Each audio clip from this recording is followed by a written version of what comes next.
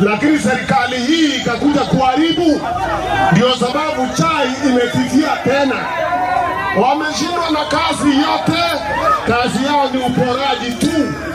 Sawa sawa, tutakuwa pamoja kwa united opposition, tuende mbele, tuende mbele. Sisi PNU na Jubilee tumesema tuko nyuma ya Matiang'i, alafu tunashikana na wale wengine, hao marafiki wetu wengine ambao sote tuko united opposition, tuweze kuchukua mmoja wetu tu save Kenya, kwa sababu Kenya inaisha. Si inaisha? Si Kenya itaisha? Mtawacha ishe? Mtasimama na sisi? Asanteni sana. Wameru wanangoja tu, wanangoja na wako sawasawa. Kule kwenu kule kunaitwa Akevei. Hiyo ndio Akisii walitoka huko, kunaitwa Akevei. Hapo ndio Wakisii walitoka, Akevei. Unaelewa? Kwa sababu Meru asemi Kisii, anasema Thi. So Akevei unatoka huko. Na tumeenda na huyu ndugu yangu huko na watu wakasema ni sawa sawa. Ni sawa sawa. Si mtashikilia yeye nyumbani. Sasa muachilia aende kule kwingine ndio tuweze kujipanga. Sawa sawa? Asanteni sana. Wantu wa minto, tigatoni yokekeroka. Okay. Okay.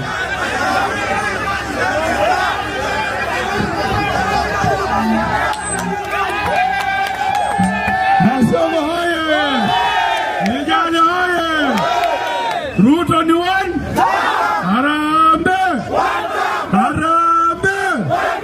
Sasa mnataka eti niungane na ile timu inasema Linda Ruto, nitembea na Matiang'i, nitembea na Rigiji, nitembea na Kalonzo na Munya, na natembea tulete uongozi nyumbani. Harambee. Asanteni.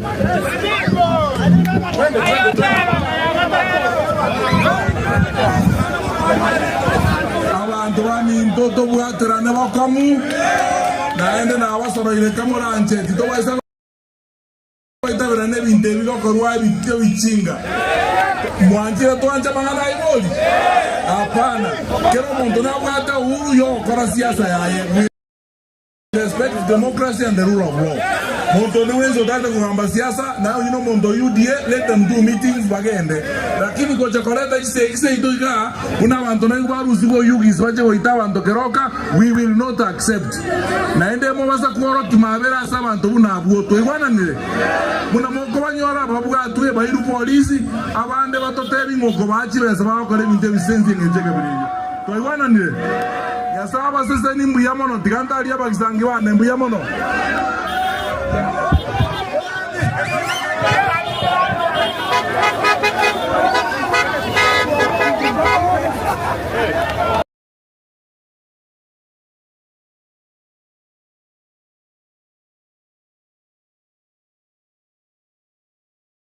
Stop taking meeting notes and let ClickUp AI Note Taker do it for you. It allows you to focus on your meetings, not your notes. It captures everything, from action items to key decisions. And after every call, you get a clear summary. But where it really goes to the next level is that it's the only AI Note Taker that connects your meetings to the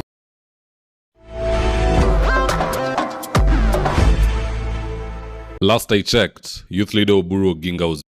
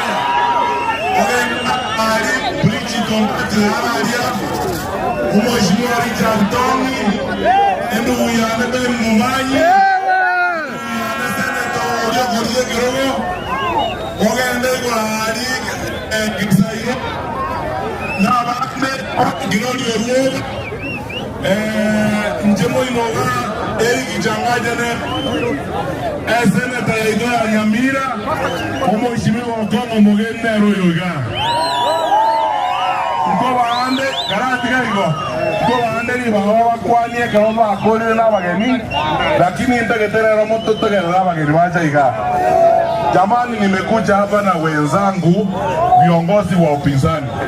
Omogako minto nyanjete mono. Omogako minto na aregaiga machogu Ezekiel. No tole na iga. Na batebina Gloria Ruo banera na araria. Na baraimara abe biombe. Moigwete. Abaraimara be biombe bya Jubilee tole na barabwa serikali ya Jubilee deputy party leader ya Jubilee mheshimiwa Manje Neroyo Korukajado. Mheshimiwa Angel Mbugi ya kiongozi wa vijana wa Jubilee. Kuna waheshimiwa wabunge ambao tumekuja nao hapa. Seneta wetu kutoka Nyandarua, Seneta Methu ako hapa. Seneta ndio huyu Seneta Methu. Mheshimiwa Mawade kutoka Nairobi ndio ule. Na kuna wengine ndo daktari wetu kutoka Kisii ndio yule ako pale. Sasa nataka kuomba Mheshimiwa Mwanko, nasikia kwa hapa. Huyu kwanza ni mjumbe wetu wa Jubilee kutoka Starehe. Asante sana. Sasa nitawatambulisha ndugu zangu wale tumeandamana nao viongozi watuzungumuzie. Alafu nimeona mama Onderi huko, women candidate huko, Kesa Ironga yule. Haya. Konga na Kesa Ironga. Haya, abantu baminto, moigwete. Igonda gete asenge njotoko lenda bosongo. Ngala o mheshimiwa Gesairo na Okongo babakwani. Then I introduce mheshimiwa Kalonzo Musyoka. Ndugu yetu Rigathi Gachagua. Ndugu yetu George Natembeya. Ndugu yetu Eugene Wamalwa. Ndugu yetu Peter Munya. Wote watawazungumzia. Kwa hivyo kwa dakika mbili tusalimiwe na mheshimiwa mjumbe wa bunge na seneta, alafu tuende kwa wageni dakika mbili ili tufike Kisii kabla ya giza.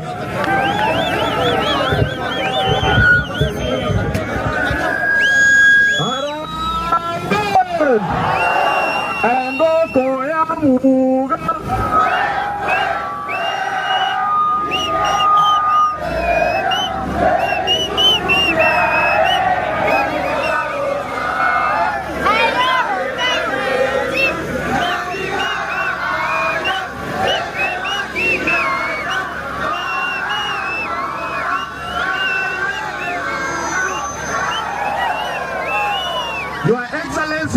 umefika hapa. Mheshimiwa Stephen Kalonzo Musyoka, Your Excellency Rigathi Gachagua, Your Excellency Natembeya, Your Excellency Fred Matiang'i, sisi tunaomba kitu moja, mushikane, mtembee pamoja, kwa maana Kasongo ni kama timu Manchester ama Arsenal inacheza na timu ya Coca-Cola Rig. Hakuna kitu atatuweza. Tulisema kitu moja, Kasongo, ulileta Hustler Fund, hautatupatia results ya Hustler Fund. Ukaleta empowerment, hautatupatia matokeo. Sasa uko kwenye nyota, ukimaliza leta mwezi, leta jua. 2027 William Samoei Ruto, William Samoei Ruto. Your Excellencies, mshikane mkono, tuko nyuma yenu.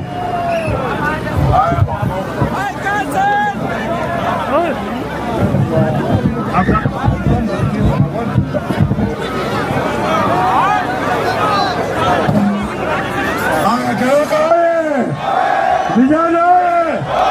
Vijana oye! Harambee! Harambee! Leo tuko hapa United Opposition. Tunataka tutume huyu mtu anaenda Kasongo nyumbani. Niwaulize watu wa Keroka, Kalonzo anatosha atoshi? Rigiji anatosha atoshi? Natembeya anatosha ama atoshi? Na je, Matiang'i anatosha atoshi? Wangapi wanasema Kasongo one time kwa mkono? Harambee! Onyesha Rigiji kwamba Keroka tuko one time. One time! Asanteni sana. Kabla ya kuleta principles, hebu niwaeleze, tuko na wageni wengi wametutembelea, waheshimiwa wajumbe wa bunge. Huyu ni senator wa Laikipia, amekuja kutoka Laikipia. Kami ndondobu atia Basani. Na ndali vyetu tu ala Basani. This is a nice man from Laikipia, senator wa Laikipia. Mheshimiwa mjumbe wa Roysambu ndio huyu hapa. Mwafrika, mheshimiwa, salimia hivi na mkono. Sasa waje tufanye hivi. Nitamwambia mheshimiwa Machogo atusalimie, alafu nilete principles. 1 minute. Harambee! Wakeroka muko na furaha leo. Tuko na rafiki yangu Rigiji hapa. Tuko na mheshimiwa Kalonzo Musyoka. Tuko na mtoto wetu Fred Matiang'i. Tuko na timu ile itaunda serikali tarehe 9 mwezi mwaka 2027. Mmekubali? Serikali mpya ya ukweli iko hapa. Wakeroka mmekubali? Ile ya uongo singeende. Mnakumbuka vile tulizanganywa ya kwamba barabara ya Keroka mpaka Kisii itapanuliwa? Umeona ikipanuliwa? Umeona ikipanuliwa? Tuchague serikali ya ukweli na ndio iko hapa pamoja na mtoto wetu. Asante na Mungu awabariki. No, 1 minute. Gloria, hold on please. Abantu bami ndogonda itakuwa abageni abajari baga batokwanira goso onatari boibo. Ndokora tegara abageni bitangani.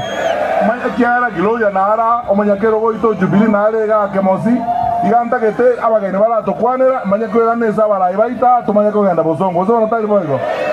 Sasa nataka mujikaribishe. Tunataka kumuita ndugu yetu, kolera yetu, kiongozi wa Wiper presidential candidate, ndugu yangu mkubwa Stephen Kalonzo Musyoka.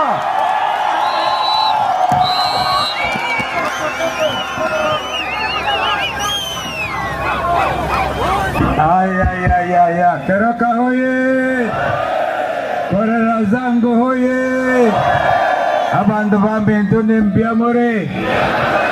Mwaseo, sema ndio. Kumbe hata Kikamba mnajua. Sitawapatia wasichana wengine kama mjui Kikamba. Tumekuja leo na kusema kweli Keroka imefurika na kama Kenya nzima imefurika. Nimewahi kuja hapa mara nyingi Keroka, lakini sijawahi kuona watu wengi. Nimewahi kujipigia makofi. Nikisema Wiper, nipatie komboa Kenya. Wiper. Keroka, mko tayari kukomboa Kenya? Wiper. Keroka. Sema Ruto ni one term, tuweke kidole onekane one term. One term, one term. One term, ama mnasemaje? Hapa Keroka ni one term? Yaani mnaamini hapa ni one term? Ni kweli, kwa sababu ndugu Fred wakisi wakiamua wameamua. Kwanza ni kumpongeza ndugu Fred Matiang'i kwa makaribisho makubwa. Yeye tayari ameteuliwa kama msemaji wa jamii ya Bagusi. Nataka niulize, I'll put that question. Mimi itaweka hilo swali. Wale ambao wanakubaliana na mzee Matundura na Council of Elders kwamba Fred Matiang'i awe the spokesperson of the Bagusi community, hebu inueni mikono. Wale ambao wanapinga mikono juu, the ayes have it, makofi. Kwa hivyo tuna sababu, tumeanza safari, tukapitia Mulot, tukaja Bomet, hata Rift Valley, bonde la Ufa. Wakenya wamechoka, vijana wameuawa kila mahali. Hii haiwezi kuwa serikali isiyolinda the most basic right, the right to life. Vijana 2024 wakauawa. Kumbukeni mimi na Raila tulizunguka kila mahali, na hapa Keroka ilikuwa ngome ya Raila. Ni kweli si kweli? Ilikuwa bomu ya baba. Ni kweli si kweli? Na leo tumesema tunataka tujue, kwa sababu ile haraka ambayo iliendelea na ODM mwingine kuteua viongozi wachukue nafasi ya baba, haraka ambayo elewani kina Junet. Tunataka tuulizane maswali in a public and very honest opinion inquest, wa Kenya wajue ndio baba alala vizuri. Wangapi wanakubaliana na mimi tufanye hivyo? Na kwa hivyo sasa Kenya imeungana. Mimi nilikuwa waziri wa elimu, Fred Matiang'i alikuwa waziri wa elimu. Tulikuwa tumeimarisha elimu kabisa Kenya hii. Mzee Kibaki akaanzisha free and compulsory primary education. Serikali ya Ruto imetupilia mbali. Hata wazazi wajui ile naenda mwaka wa 10 wanaenda wapi? Hawana namna, hawana karo, watu hawajui, walimu wenyewe hawajui watafuata curriculum gani, wamesomesha nini. Hiyo yote Ruto ameharibu mfumo wa elimu. Ameharibu pia mfumo wa madawa, kitu anaitwa SHA. SHA hiyo haijulikani ni SHA aina gani. Sisi tunasema, Ruto anasema ati sisi hatuna akili. Mimi nataka mjue nimemsaidia sana huyo bwana Ruto huyu. Kama Kalonzo angekuwa na akili, kweli ningemtoa Kamba, alikuwa amepelekwa huko ICC kwa kuua watu. Kama nilikuwa sina akili ningemsaidia. Kwa hivyo ajue, ukitukana mtu kama Fred Matiang'i ama Rigiji ama Natembea ama Eugene Wamalwa, hawa ni watu wenye experience ya juu. Sasa hivi Ruto ameharibu hata uhusiano na nchi zetu jirani. Sisi tutaregesha uhusiano.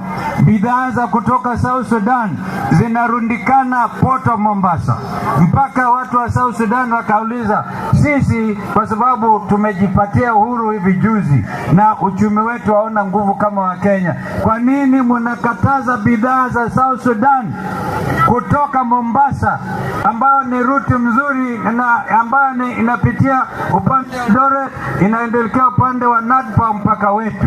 Sasa President wa South Sudan ameagiza bidhaa zitoke Dar es Salaam badala ya Port of Mombasa. Hiyo ni aibu, si aibu? Ni aibu, si aibu? Ni kuharibu uhusiano, sio kuharibu. Hata Sudani ya juu, no Sudani yenyewe, pale ameshikana na magaidi na kusaidia wengine ambao wamenukuliwa na Umoja wa Mataifa kwa mauaji na kufanya wakina mama kunajisiwa.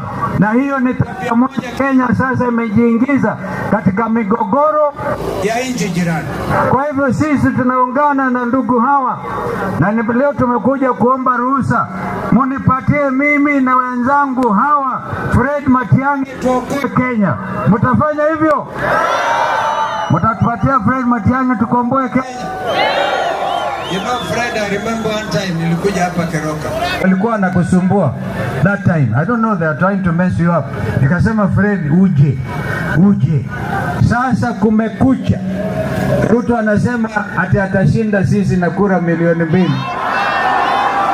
Atazitoa wapi?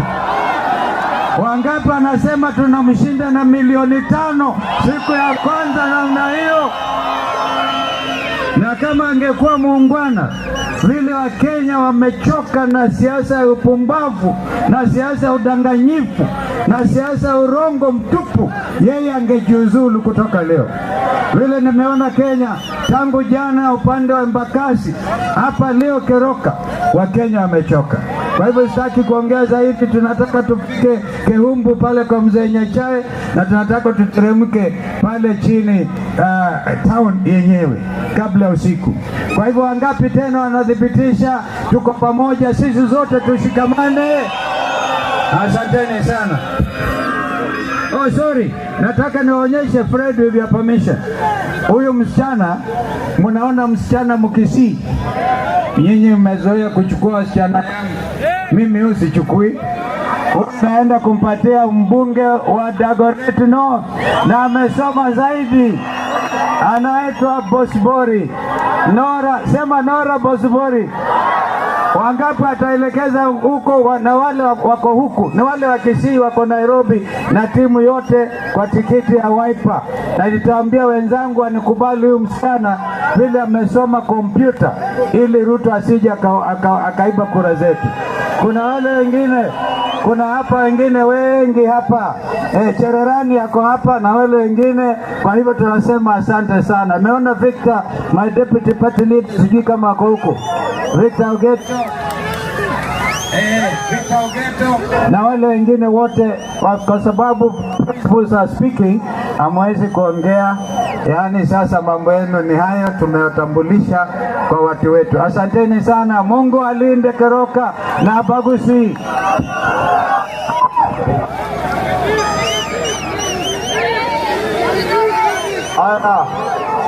Ndugu yangu, the second deputy president of the Republic of Kenya is here.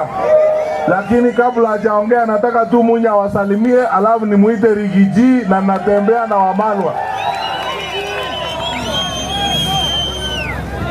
Wakisii muko Uyamore. Mimi nimeleta salamu kutoka Meru. Unajua sisi wa Meru tunasema Wakisii walitoka mahali kunaitwa Akivei Meru, kwa sababu watu wa Meru hawajui kusema Kisii, wanasema Akivei. Kwa hivyo Wakisii wametoka pande hiyo, na nisha vyama vyetu pia ni una Jubilee ikakuwa moja, na tunamuunga kijana wenu Bwana Matiang'i mkono. Muko pamoja na sisi, muko pamoja na sisi, tunatembea pamoja tukiwa united opposition, tukiwa timu moja. Sasa mimi namjua vizuri kwa sababu tulifanya kazi na yeye katika cabinet ya Uhuru Kenyatta. Yeye akasimamia elimu ikawa sawa, akasimamia ardhi ikawa sawa, akasimamia security ikakuwa sawa, mpaka ukafanywa chairman wa cabinet. Hiyo ni kazi alikuwa anachapa. Sasa kama alipata chapa wakati huo, saa hii akipatiwa Kenya ndio atashindwa? Atashindwa? Hii serikali imeshindwa kila kitu. Hata yale yalikuwa yamefanyika wameharibu. Elimu imetambaratika. Security, serikali ndio inaharibu security. It is the biggest source of insecurity. Hii serikali hii imeshindwa kila kitu. Hata hata majani chai ambayo tulikuwa tumetengeneza na huyu Bwana Matiang'i sawa sawa imeporomoka. Sinieri waende wasiende, waende wasiende. Arambe. Asanteni sana. Haya, sasa nataka kuwaletea ndugu yangu ambaye tunapendana sana na tulifanya kazi pamoja na yeye, George Natembeya. Natembeya anasema kawe usiga dote banga ya kusema rutali boygo tebanga ya amangana Ruto amangana Asha amangana Kasongo. Haya, George Natembeya.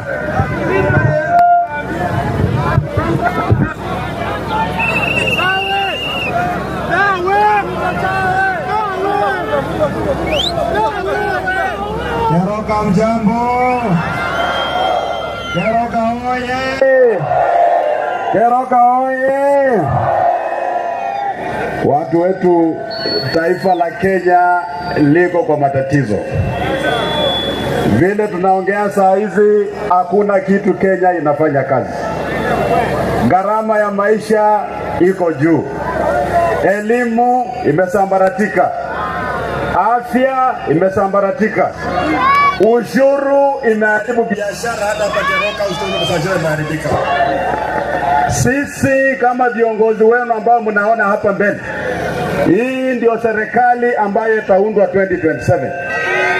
Na hii serikali itaundwa wakati nyinyi wa Kisii na jamii zingine katika taifa la Kenya tunakuja pamoja kuondoa ile serikali ambayo iko.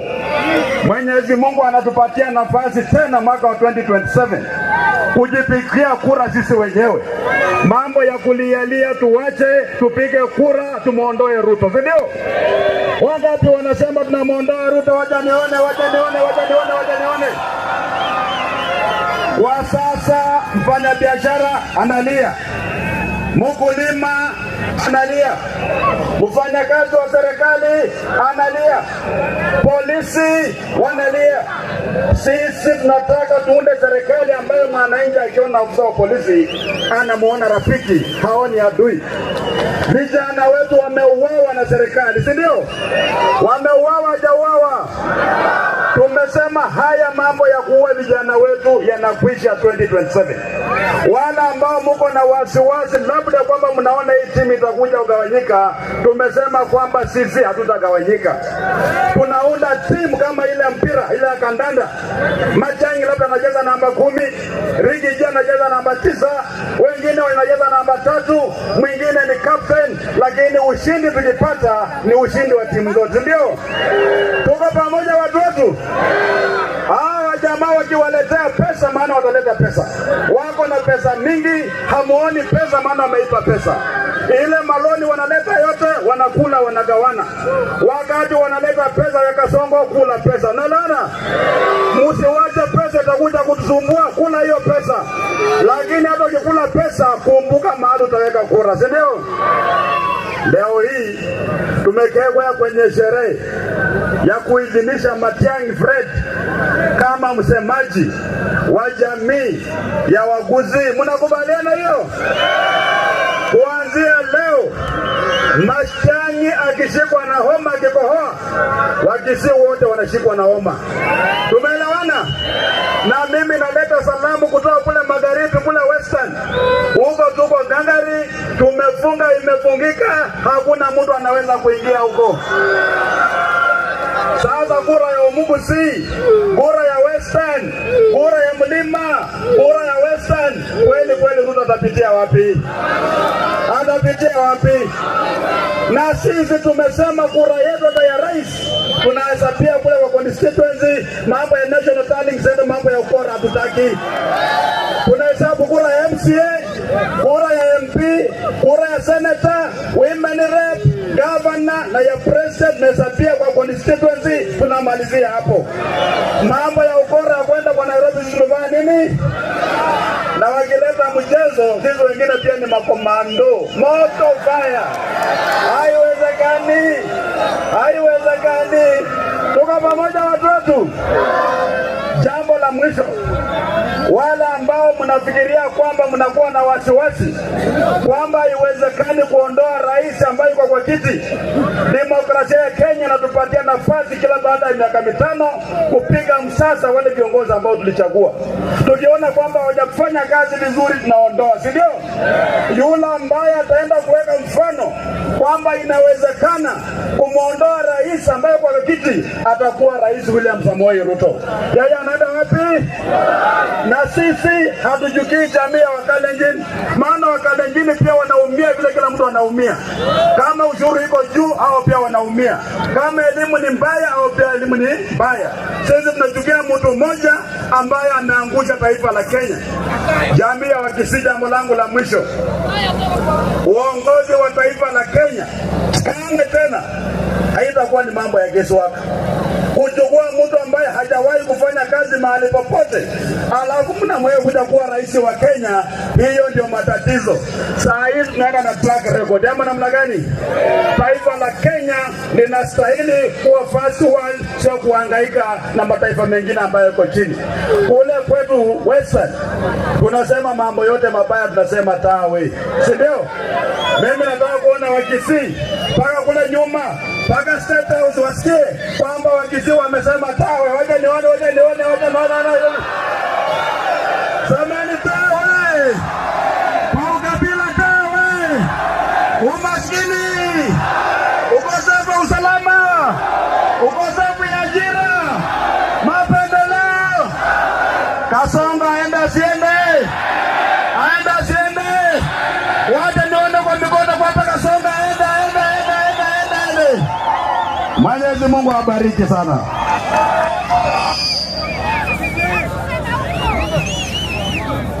Basi tumkaribishe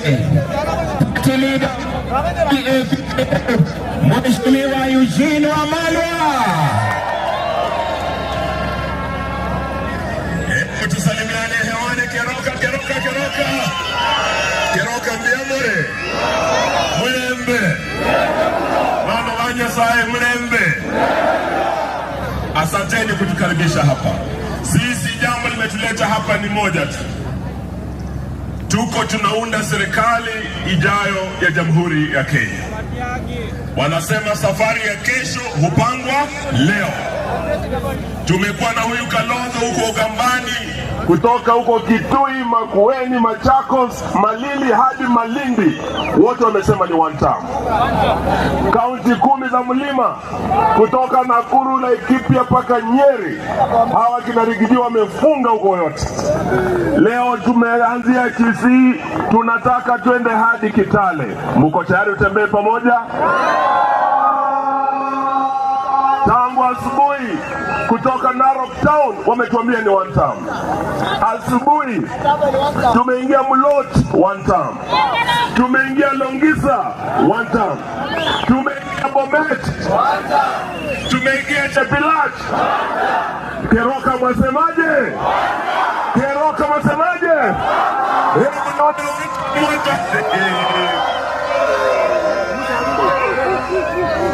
Kuunda serikali viongozi, tunahitaji team.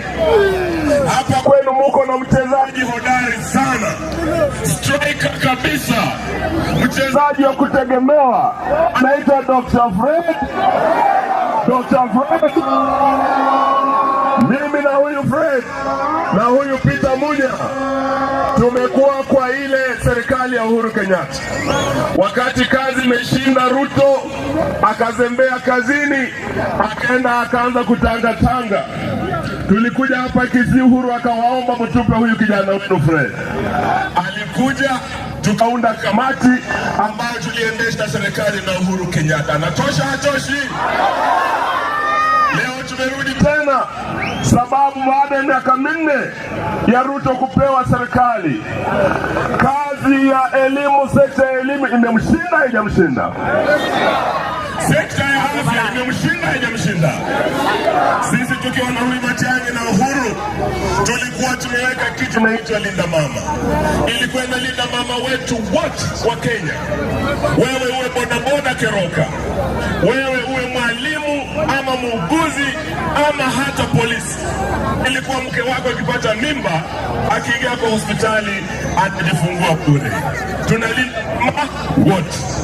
Ruto kuingia ametoa linda mama, ameleta kitu inaitwa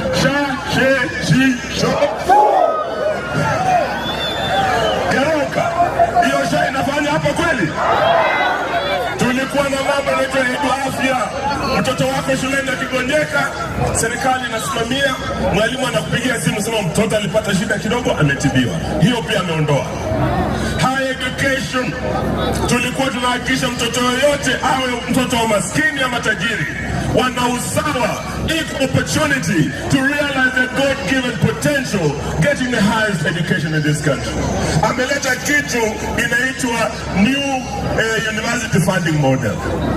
Hiyo imeleta shida hata watoto kutoka hapa Keroka. Mtoto amepita mtihani, ana shida kuingia university sababu hauna pesa hapa. Sasa huyu ndio mtu mnasema aendelee kweli? Kama kazi imemshinda aende asiende? Hiyo ndio tumesema lazima tuambie ukweli. Na sisi tuna haki kama watu wa one term kwenda popote Kenya tuuze sera zetu. Hawa wameanza kutumia polisi na wahuni kupiga tear gas. Mkutano wa one term umekuwa Kitengela, wameua kijana mdogo kule Kitengela. Hii timu yetu nyingine imekuwa Kakamega, wamepigwa, wameua kijana mwingine katika mkutano wa linda nchi. Leo nasikia pia tukija hapa eti kuna jamaa wamepewa pesa na Kasongo eti waharibie huyu Matiang'i tusikue mkutano wa Kisii. Ndio sasa Kanyamira naona wako sawa, Keroka nimeona mko sawa, tunaelekea Kisii. Tunataka tuambie Bwana Ruto, freedom of expression, freedom of movement na freedom of assembly vile tumeassemble hapa are not negotiable.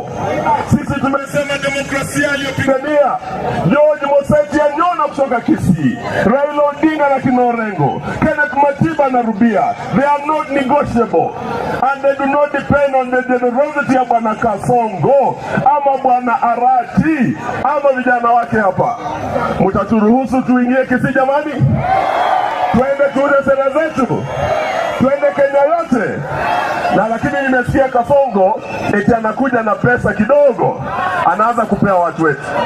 Hapa nilikuwa waziri wa maji, tulikuwa na Keroka Water Project, tulikuwa na miradi na Uhuru, damu ya Bunyunyu, damu ya Magwagwa.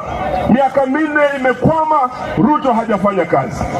Hata nimepita kule upande wa Bomet, kuna daraja inaua watu wengi wakiingia Bomet wakija hapa Kisii. Aliahidi hajaunda. Kama jamaa ameshindwa na kazi aenda asiende jamani? Lakini nasikia anatafuta vijana wa Kisii. Juzi ameleta kitu inaitwa Nyota. Ati kuna pesa kidogo ya Nyota, akiletea vijana wenu wote watampigia kura. Hiyo mtakubali kweli? Naambia vijana wa Kisii, pesa ya Nyota sio ya Ruto bwana. Hiyo ni pesa ya Benki Kuu ya Dunia, ni pesa ya Kenya.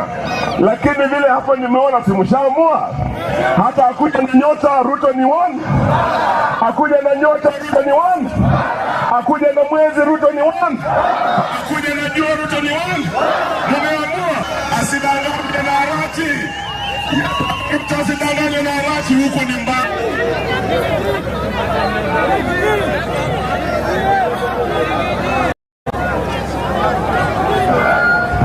Abantu baminto wona no tukoranda tomogeni wo moerio na ndemo momanyete tugotolegana abana baminto mbara abande bakorigikura Nairobi omwamunyano koyo noyo minto mwakili Nairobi okorukumora okori women rep Nairobi no mwana olyo minto ombili sendo manga nere korigari women rep Nairobi ndoli chiri moro jaba gusi naenda abana itaba zuba zomire buyaiga nagira noruo banaere nari maigari nere korigari gento bosongo mata atari buya na bridge tombati nere nara ari nere korigari na jana etongera na abande abos na bantu baminto omoswat nari ogorukumasi olengo mojumbo kasarani kare was just arrived abagesani noyo muswati ogorukuchararani momanyeti basi abantu baminto tigankore gangoteba ndararangirio mongeni bo moerio kero muntu nabwate sobo tali boigo igano se itogusi ekero montago dianera ngariga tetago chagusi osenje tingo chaga na mota keteigo hapa ni kwetu Kisii. Sisi tunaheshimu katiba na tunaheshimu sheria. Mtu ambaye anataka kuongea mambo ya siasa ya chama yake ako na uhuru, amepewa na katiba, sio sisi tunampea. Hata mheshimiwa rais na wale viongozi wa UDA kama wanataka kuja hapa Keroka, hata wakomboe nyumba walale hapa, ni shauri yao, wanaweza kulala kama wanataka. Lakini kutuma watu hapa na pesa, itinisikia wajumbe wengine wa pande hiyo walipewa milioni 2 kuja kudisturb mkutano yetu, hatuwezi kukubali. Mwingine hivyo. Yaani abantu abo tibaruete kurwa mpaka hali sisi wote ni wajinga. Mo waisa wanjira montonde bwenzi naende wana abantu abamanyega. I have restrained myself for too long. Tunawaheshimu, wachiheshimu. Onyamba wesika ngotoko morokia masikani kwa sababu utali moja. Mwoleta yale kwa wazo masikani. Mwasomia masikani. Yes, naende kwa wazo kaange karto kirete iga. Or when we are quiet like this, we restrain ourselves and thinking it to avoid it. We will sort them out. Mbazo chesaraiga. Tobugata kikobaga aceito, okora siasa ya aceito. Zo natali moja.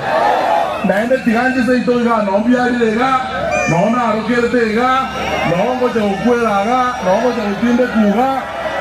Kachomero gweme. Onye ngotoende. Wewana ndiye. So montao za wabebiga ngatinkorata rigitigusi ngara ko se salir musangere none no ko enda busongo boniga so me nororo tigaba nganyoro busongo ko la no busongo talie ya bode ya ito 20 busongo tali moyo hapana no chira so bo chira ko te bia bantu no nyeni tinombolia ni te bia bantu kama ngenda so bo ruto mojo se musangere kana. Hapana, kila mtu na abgato bozibole bwo okora siasa ebuneta kiyo. Naene no eni nuti gamba tebi. Abantu abanonye ntoba takiti nuti gabaje onjo kaka na kibalimo bakore ndo bya bagendo rutabasa ko bakuna. Lakini mbaba zo saje mesangere kano ya itoto rwana nile. Onye ba okora igo mo basomya masikani webule. Kwa kioga na wakirene yogo somya batabuo amasikani. Boba somi, wewana nile. Mama nyanga ba uzindo do itega zio bochoni oba koraga, ba koreta. Wewana ile. Sasa ya mwisho kabla hatujaondoka hapa, mnajua kuna ndugu yangu the second deputy president of the Republic of Kenya mkubwa Rigathi Gachagua. Keroka oi. Hapa ndio Keroka. Wacha kuonana vizuri.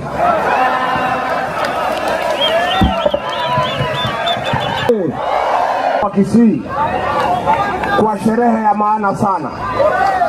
Lakini kabla sijasema mawili, mimi mnajua ni mtu ya kusikiza nini?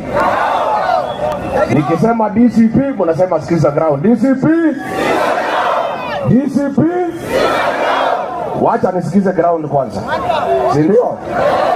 Hapa Keroka, hapa kwa Bagusi ambayo wanaongozwa na Fred Matiang'i. Munasemaje? Ati munasemaje? Abagusi munasemaje? Harambee! Wewe Ruto, wewe Kasongo, wewe Kaongo, wewe Zakayo, wewe mwizi, wewe muuaji, wewe mtu ya Singapore. Kasongo hadi asiende, Kasongo hadi asiende. Waganga wanasema Kasongo aende, Kasongo aende. Watu wetu, mimi nimefurahi sana. Fred Matiang'i alikuwa amenialika hapa Kisii. Nikasikia msemaji mwingine Bonoko anasema ati Rigiji asikuje Kisii. Amefika hajafika? Hapa ni Kisii. Huyu Bonoko wako anataibia Kisii. Kisii ni Kenya, si Kenya. Rigiji yako na haki ya kufika hana. Tena mimi sijafika hapa kama kiongozi. Mimi nimefika hapo mambo ya familia. We are one family. We are one family. Hi cousins. Hi cousins. Cousins hi. Cousins wapendane wasipendane. Cousins watembeleane wasitembeleane. Cousins watafuta serikali pamoja wasitafute. Sisi tumefurahi. Tumealikwa hapa na ndugu yetu kwa sherehe ya maana sana. Sherehe kubwa ya jamii ya Wabaguzi. Leo wazee wa jamii ya Wabaguzi wakiongozwa na mzee Matindura, wakiwemo Samuel, wakiwemo Chris Obore, wazee wa heshima wa hii jamii. Sherehe imefanyika pale Ekerenyo. Jamii nzima ikaamua kiongozi wa jamii na msemaji pekee wa jamii ya Wabaguzi ni Daktari Fred Okengo. Anatosha atoshi, apewe asipewe, ainuliwe asiinuliwe. Hii ni sherehe ya maana sana, na sisi tunaona aibu ya madharau imefanyiwa jamii ya Wabaguzi. Ati siku Wabaguzi wamekutana kuteua kiongozi wa jamii, yule atawaongoza noko, atavute guns, atiwapige Fred Matiang'i na wageni wake. Ni aibu si aibu? Lakini nyinyi watu ya Keroka, vile nimesikia mumetoa hao mbio. Mimi natolea nyinyi kofia. Natolea nyinyi kofia. Unajua huyu Kasongo amezoea kupiga Wakikuyu pale. Yeye hajui Wakisii. Hajui Wakisii. Hawa Wakisii wataki ujinga. Wakisii wataki ujinga. Wacha nimwambie nyinyi, jambo mmefanya leo ya kuteua kiongozi wa jamii na msemaji wa pekee. Mmeanza safari ya kupanga maneno ya jamii ya Wabaguzi. Nyinyi mmeenda hasara miaka mingi kwa sababu mlikuwa mnatafuta serikali mkipitia broka. Mtu ya mbali akienda huko ana negotiate serikali, soma, wako na maprofesa, wako na PhD holders, wako na masters, wako na madigrii. Wakisii kuanzia leo wataenda meza ya kitaifa direct bila kupitia broka, kupitia huyu Matiang'i. Harambee! Wabaguzi hoi! Hi cousins. Cousins hi. Mimi nawapenda sana. Najisikia niko nyumbani. Nipatie nyinyi maneno.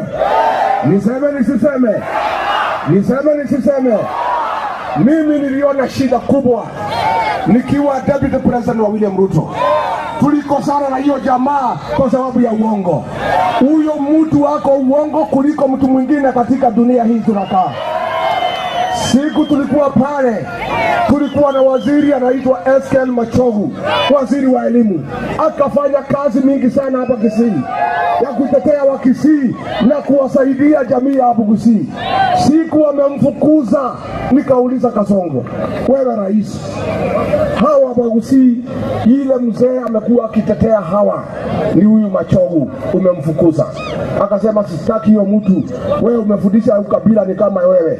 Kila kitu Wakisii, kila siku Wakisii, akwende huko. Nikamuuliza sasa hii Wakisii watabaki na nani? Akasema hapana, mimi sina shida.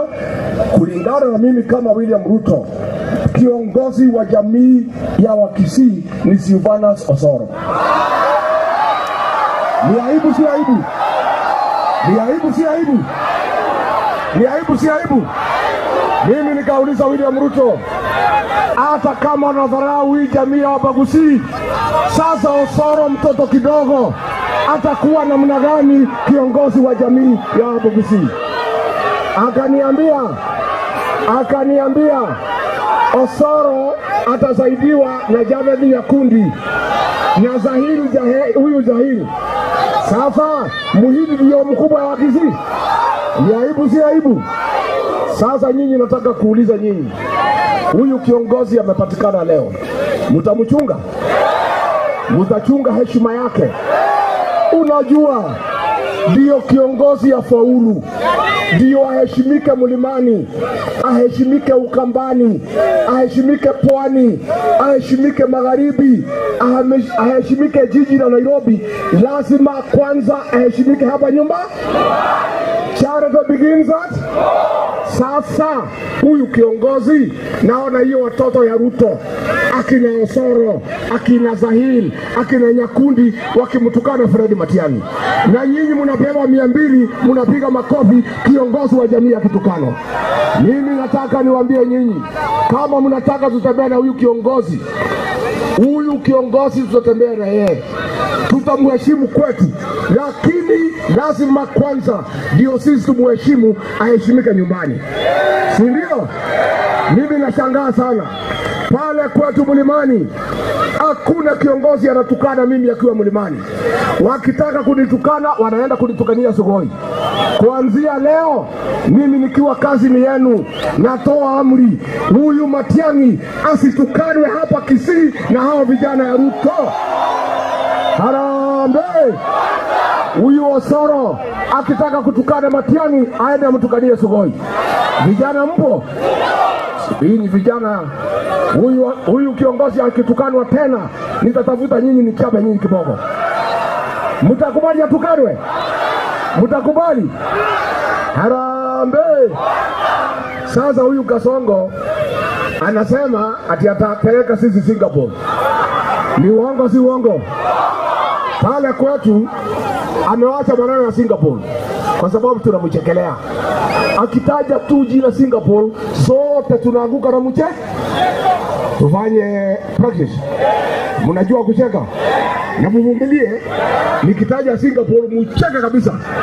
Wacha nijifanye William Ruto. Nijifanye watu ya Keroka, nimefika hapa. Mnajua mimi ni mtu ya Mungu. Mnajua mimi sina maneno mengi. Mnajua mimi nawapenda. Mnajua mambo ya barabara nimepanga. Hawa kina Matiang'i walikuwa wananisumbua. Contractor alikuwa na shida. Nimemtoa nitalete mwingine.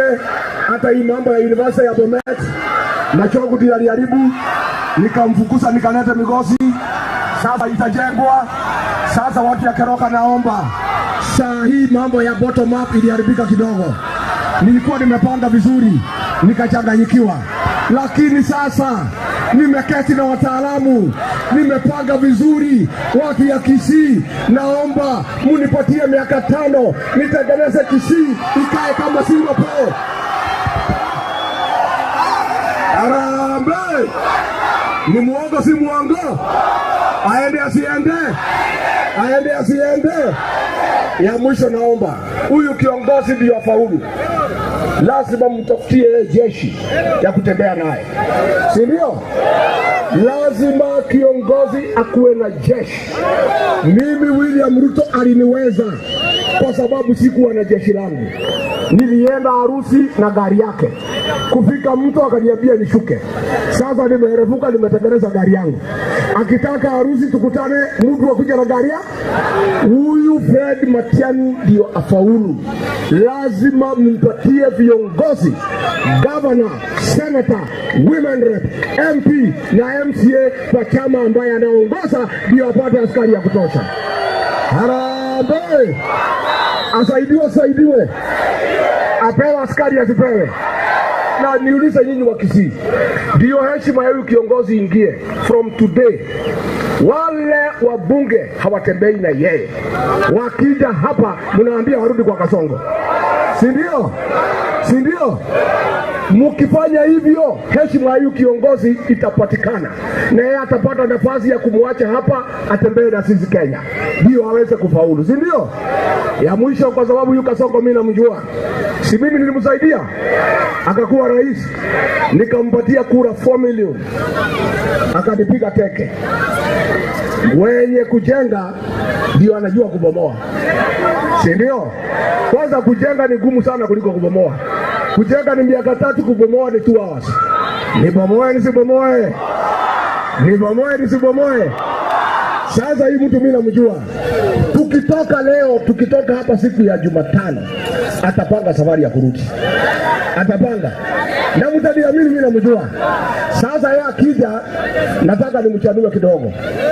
Pale mlimani mimi naendaga anarudi. Nikampangia. Kasongo apangiwe sipangiwe. Tumpangie tusimpangie. Mnataka tupangie yeye? Sasa pale kwetu tumesema kuongea na yeye ni biashara. Kwa sababu yeye ni mtu ya uongo. Tukasema hatuwezi sikiza uongo yake bila kulipwa. Na bei ya kusikiza uongo ni bei ya hali ya juu. Pale kwetu mlimani, bei ya kusikiza Kasongo akiitana mkutano, mzee ya nyumba 10, chief, assistant chief ama MCA akuja nyumbani awache 3,000 na bibi huko nyumbani. Ndio yeye utoka kwenda mkutano. Ukifika kwa mkutano usipige makofi. Akitaka upigie uongo makofi aongeze 2,000. Si ndio? Na akitaka ucheke kuona meno ya Mkisii aongeze 1,000 ngapi? Kasongo anyolewa sinyolewe? Anyolewa sinyolewe? Wangapi wanasema Kasongo anyolewa sana? Sasa sisi mmetupatia Fred Matiang'i tutembee na yeye. Twende tukatafuta serikali. Tusirudi hapa mikono mtupu. Muniamini mimi, huyu kiongozi na hao wengine tukitembea, hatutarudi mikono mtupu. Tutarudi hapa na serikali na mtafurahi. Harambee! Harambee! Sasa watu ya Kisii tunaenda hapo. Huyu spokesman Bonoko pia anapanga vijana.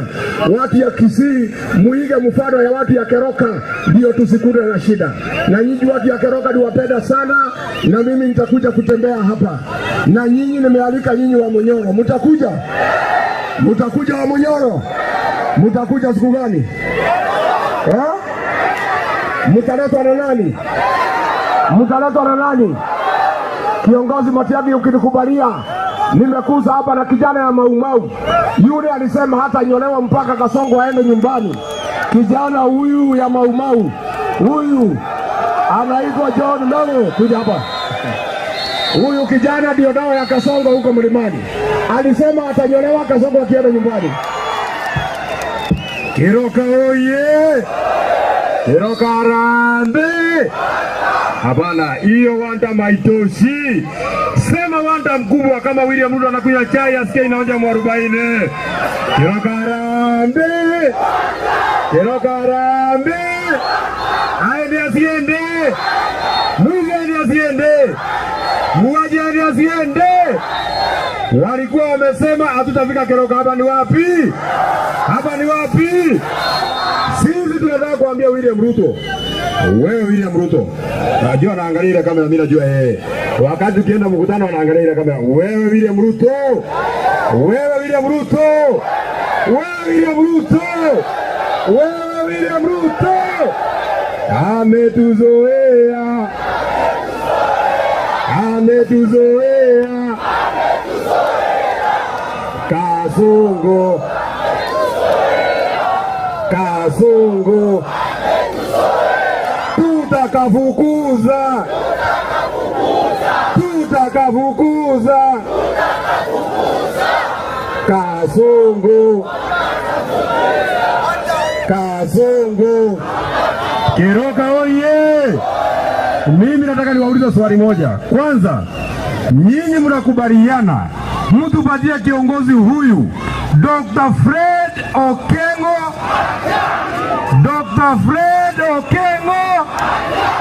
Tukienda Nairobi, Dr. Fred aongee mambo yenu. Tukienda Mount Kenya, Dr. Fred aongee maneno yenu. Tukienda Kenya mzima, Dr. Fred aongee maneno yenu. Tumekubaliana? Keroka, mimi nataka niwaulize swali. Tukikubaliana, hawa principals wote wa opposition wakikubaliana, huyu Fred Matiang'i ashindane na William Ruto, mtachagua nani? Mtachagua nani? Mtachagua nani? Hawa wazee wakikaa chini wakubaliane, William Ruto ashindane na Kalonzo Musyoka, mtachagua nani? Mtachagua nani? Wakikubaliana, William William Ruto ashindane na Rigathi Gachagua, mtachagua nani? Mtachagua nani? Wakikubaliana William Ruto ashindane na Natembeya, mtachagua nani? Mtachagua nani? Wakikubaliana William Ruto ashindane na Eugene Wamalwa, mtachagua nani? Kwa hivyo nyinyi wazee, kazi yenu ni kukubaliana. Mkubaliana mtoe mmoja. Mkishindwa kuelewana, hakuna shida. Mnaweza kuniwachia. Mimi mtu swali ya mwisho na msikiza sawa sawa. Wakikubaliana William Ruto ashindane na mbuzi, mtachagua nani? Mtachagua nani? Nani? Wacha niona kura ya mbuzi. Asanteni sana, Mungu awabariki. Haya, abantu baminto, tunawaambia wageni wetu wakienda nyumbani wapeleke nini? Hebu nione salamu ya Kalonzo Musyoka anapeleka, salamu ya Rigiji anapeleka, salamu ya George Natembeya, salamu ya Wamalwa na salamu ya Munya. Asante abantu baminto, tokoro mukiese bintu tokora naende unamwaigule twezi pito sae Jubilee togende bosio se pati eto ya Jubilee toiwananire na saba sesenie mbuya mono.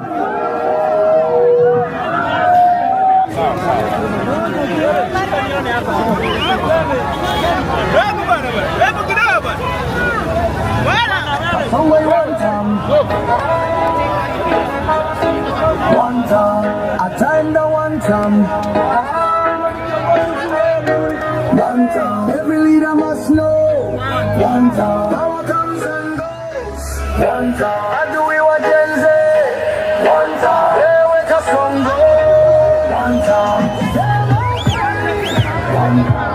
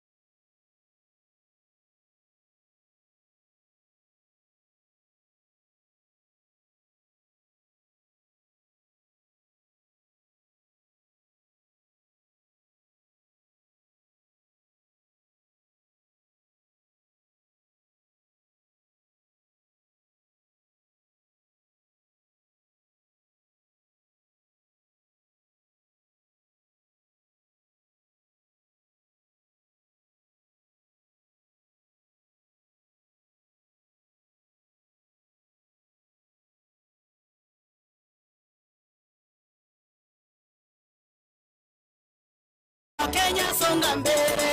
Usinyamaze Matiang'i, usinyamaze. Usinyamaze, tunahitaji mwelekeo. Songa mbele na Wakenya songa mbele. Songa mbele Matiang'i na Wakenya. Songa mbele, songa mbele. Songa mbele, chomoka kama swara. Songa mbele, songa mbele. Songa mbele, chomoka kama swara.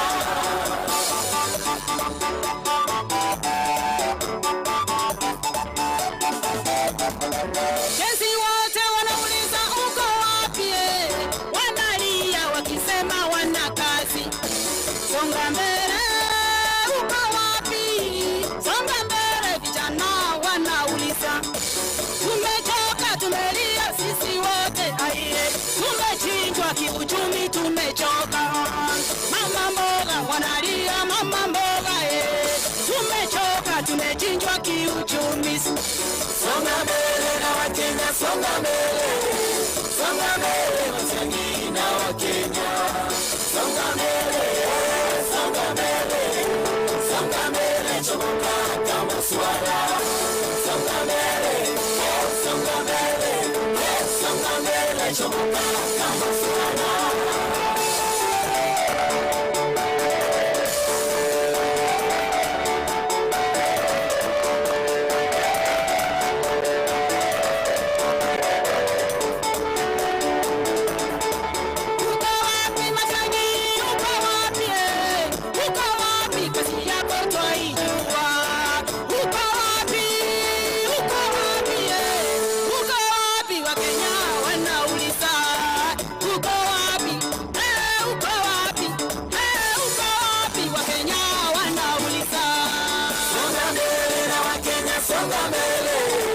Songa mbele Matiang'i na Wakenya. Songa mbele, songa mbele. Songa mbele, chomoka kama swara. Songa mbele, songa mbele. Songa mbele, chomoka kama swara.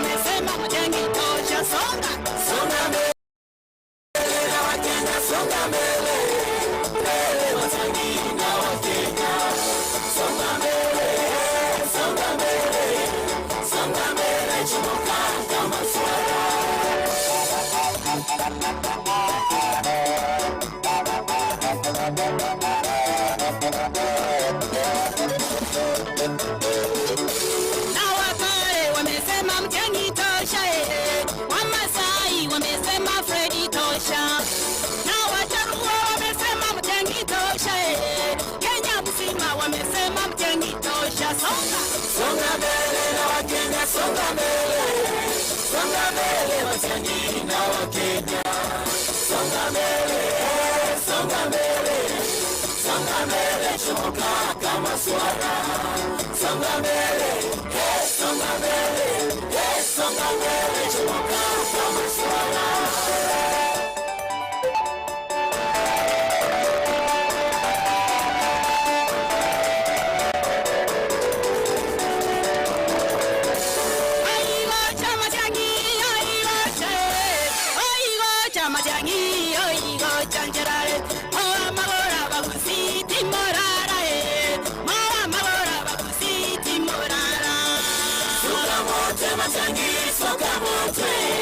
Sukamote Matiang'i na Wakenya. Sukamote Matiang'i, sukamote. Sukamote Matiang'i na Wakenya. Mogusi na Montambo ngaige. Timoraro, Mogusi, Timorara. Moa magoro etaya ya itoncherere. Sukamote na Matiang'i, sukamote. Sukamote na Matiang'i taya ya ito. Taya ya ito gusi ni Matiang'i. Ayo nyonga sukamote na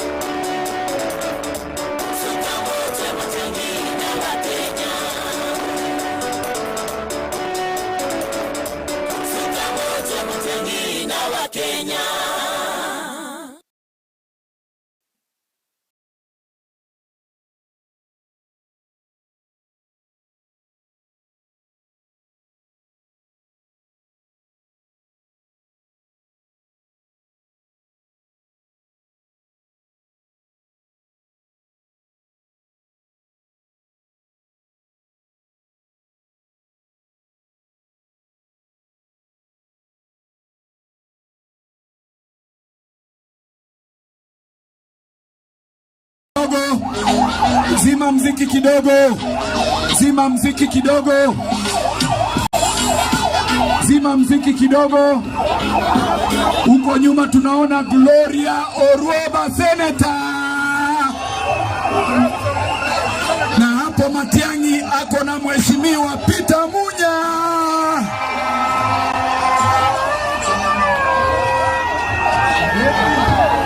Mheshimiwa Janet Ongera pia tuko naye hapa, Mama County. Asante Mheshimiwa, tungetaka president wetu asimame hapo. President wetu asimame hapo. President wetu asimame hapo. Ndio hiyo Kelly.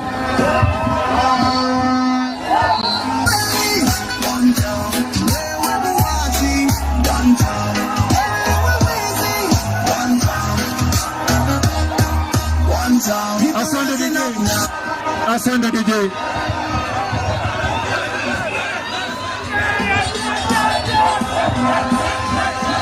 Aya. Harambee. Harambee.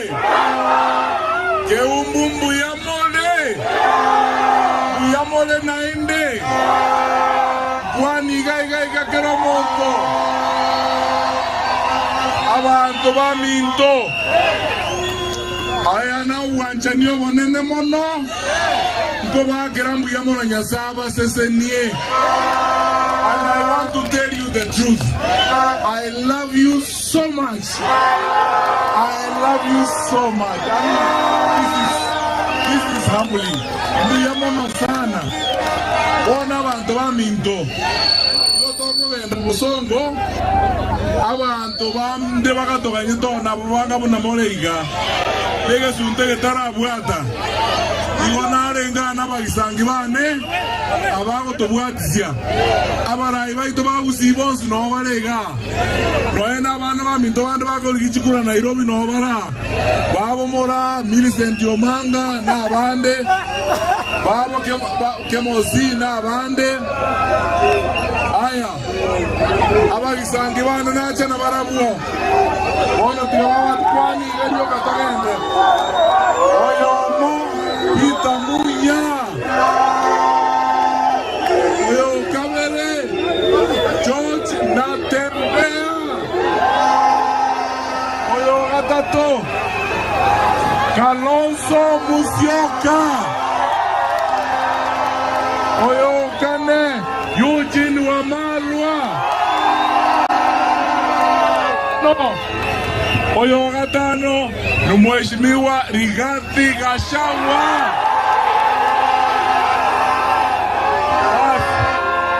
Abantu baminto kiato kolega nataka kuwaomba wacha kidogo, nataka kuwaomba tafadhali.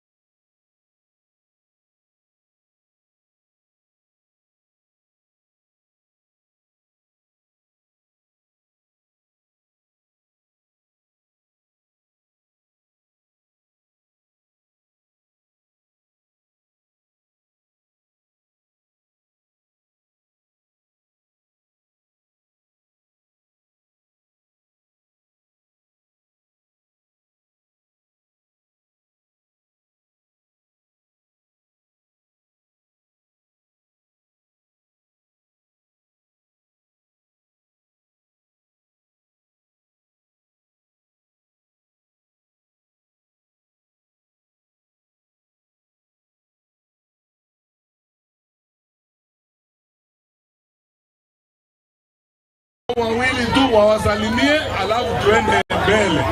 Ni chenje kwana na hivi naende Mupange na umenya taiga.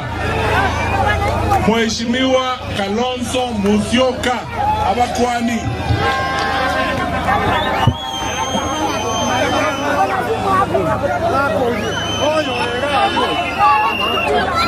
No me pega ni caraquín.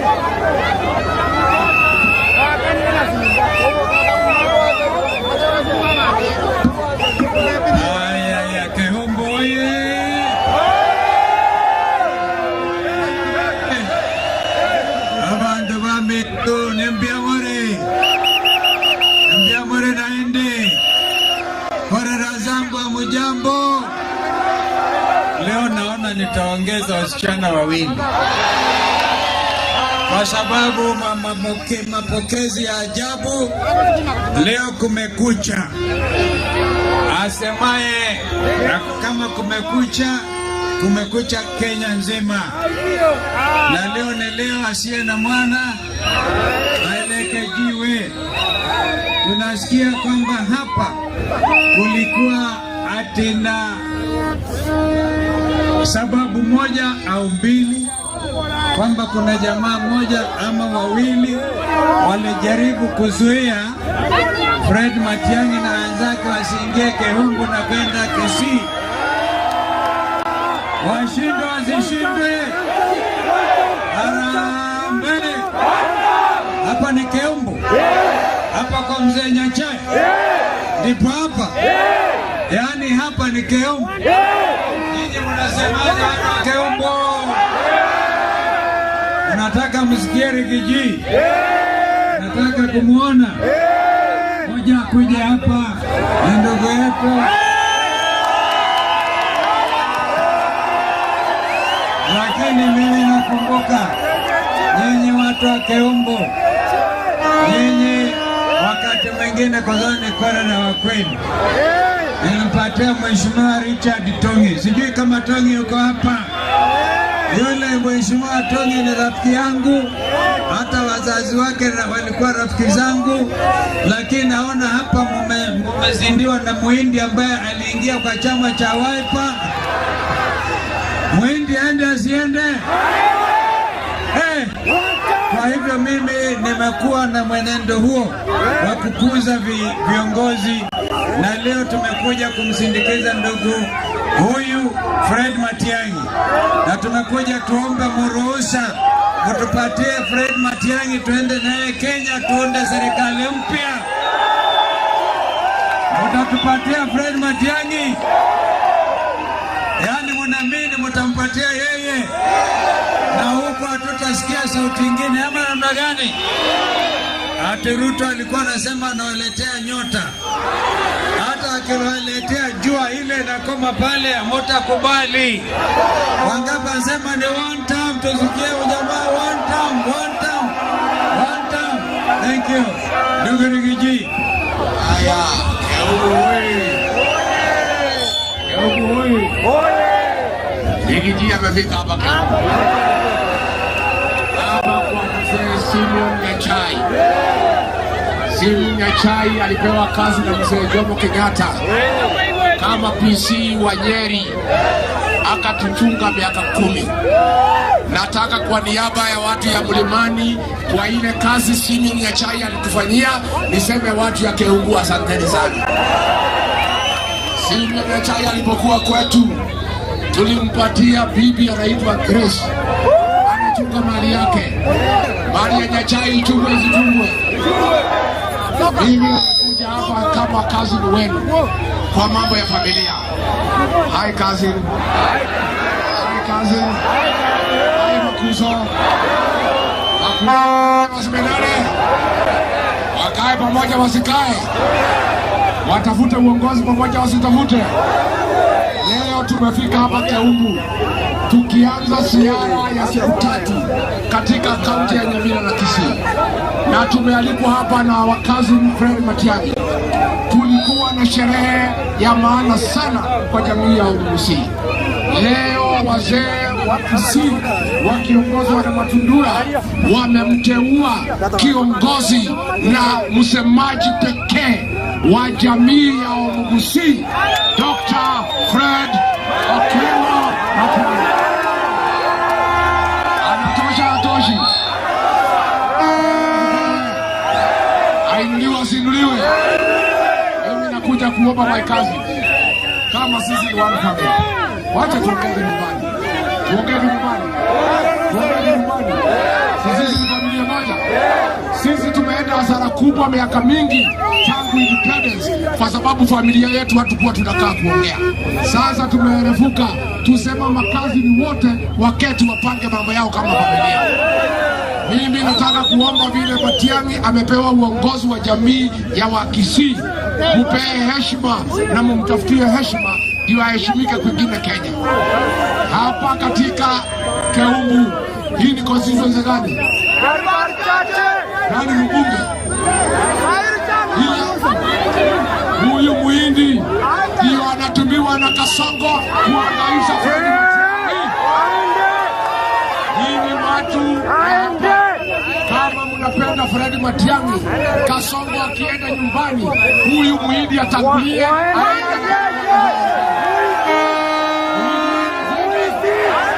Sasa nyinyi watu ya Kisii, hata nyinyi viongozi mmekosa, mliangalia na mnaibu kaona mwongozo na Muhindi. Sasa nyinyi mnataka kuchekelea nini?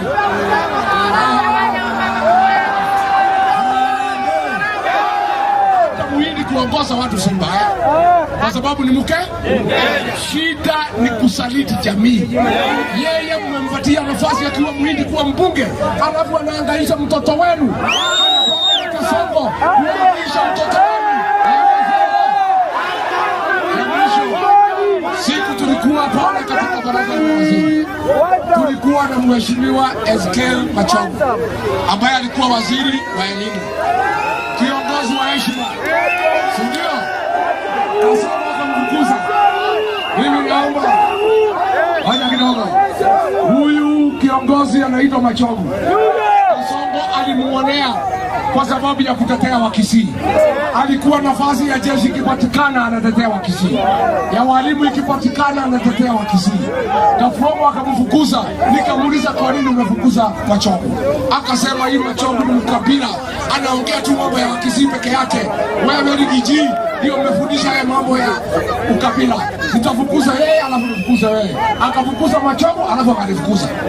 Sasa kabla alipofukuza Machogu nikamuuliza swali, wewe William Ruto, hii jamii ya Omugusi, Machogu ndio amekuwa kiongozi hapa akiwa minister peke yake. Sasa vile mmemfukuza, hii Omugusi kiongozi wao kwa serikali yako ni nani? Si ndio?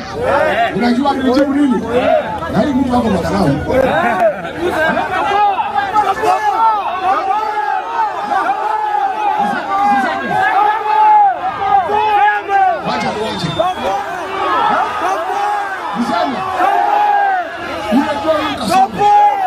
Hana adabu. Jamii ya Omugusi, jamii inaheshimika Kenya. Wafanyi biashara wa hali ya juu, wenye matatu, wenye maduka, wenye ukulima, watu wako na bidii, wenye Nairobi, wenye Nakuru, wenye Mombasa. Ati sasa, kuanzia sasa, kiongozi ya Wakisii yule mimi naamini na ninatabua ni Silvana Sosoro.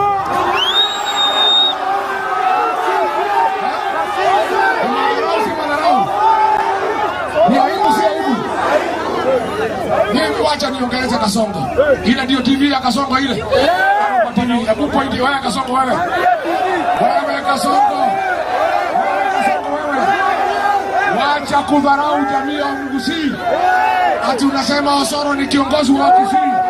Wewe Kasongo, ujue kuanzia leo Omugusi wote wamekutana, wameamua kiongozi wao na msemaji wa jamii ya Omugusi ni Dr.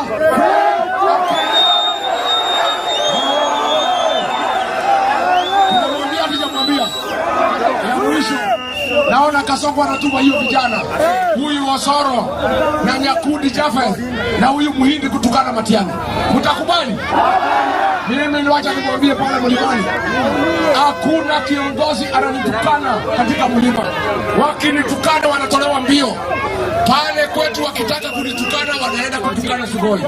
Kuanzia leo jamii ya Mgusii, hao vijana watatu msikubali wamtukane kiongozi wa jamii Bwana Fred Okengo Matiang'i. Harambee! Ya mwisho, kuna msemaji mwingine hapa Bonoko alikuwa anasema ati nisikuje Kisii. Hapa Kisii ni kwa mama yake. Ni kwa mama yake. Kijiji amefika hajafika. Kama mimi nimealikwa na my cousin Fred Matiang'i, si ninatakiwa nikuje? Si Matiang'i ndio kiongozi wa jamii? Matiang'i akisema nikuje, wewe ni nani? Wewe ni nani? Sasa alikuwa amepanga sherehe kubwa kama hii ya jamii ya Mgusii ya kutafuta kiongozi wao. Anatuma goons, ametoa pesa na Kasongo ati wampige Matiang'i, ati watupige jamii ya Mgusii iaibike. Ajaribu. Mwambie jaribu. Sisi tuko hapa siku 3. Mwambie jaribu. Jaribu. Harambee! Utakuja kutembea wa Manyoro?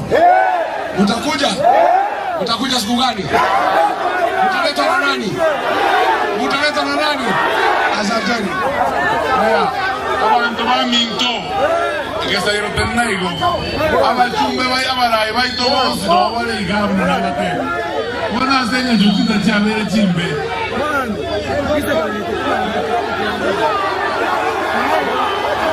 Haya, karabu yangu.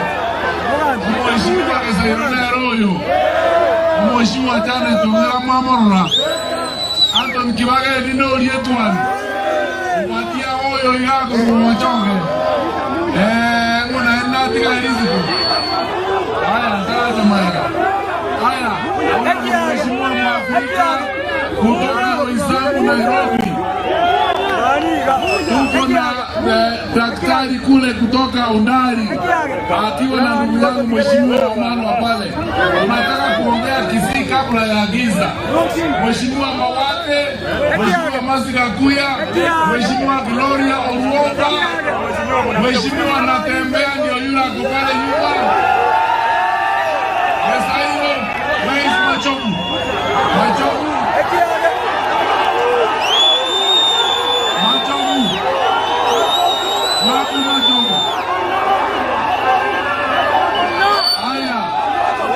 Mheshimiwa Richard Nyagaka Tongi abantu baminto bake umudia mutemi abaminto Montegerreiga tuachakile sawali abaisanga betuacha na barabwase tuachakile sawali esawali yendu mwande uniform moroje ndumwande kilometalibo ndumwande gabi kutokolima na kekorokwa Tata wa Jubilee tuende wa mbele pamoja. Jubilee. Kwa Jubilee pamoja na mwisho. Ndio kwa kama Jogu. Tumaitie sana.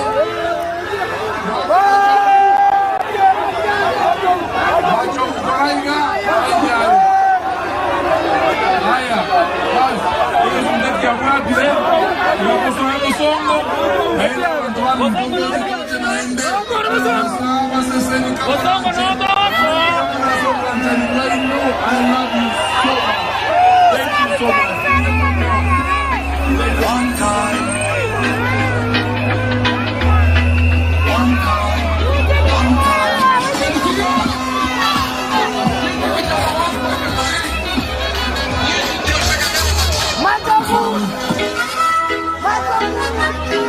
One time. I try no one time.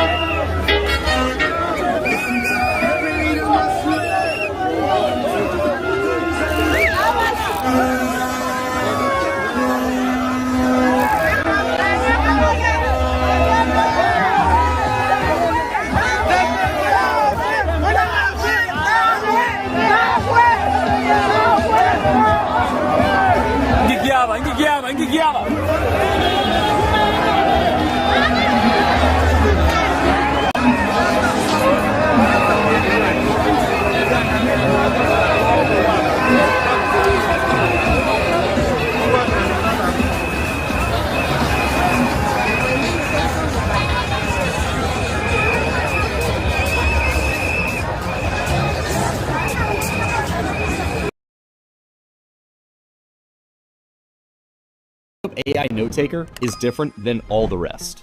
It allows you to focus on your meetings, not your notes. It captures everything, from action items to key decisions. And after every call, you get a clear summary. But where it really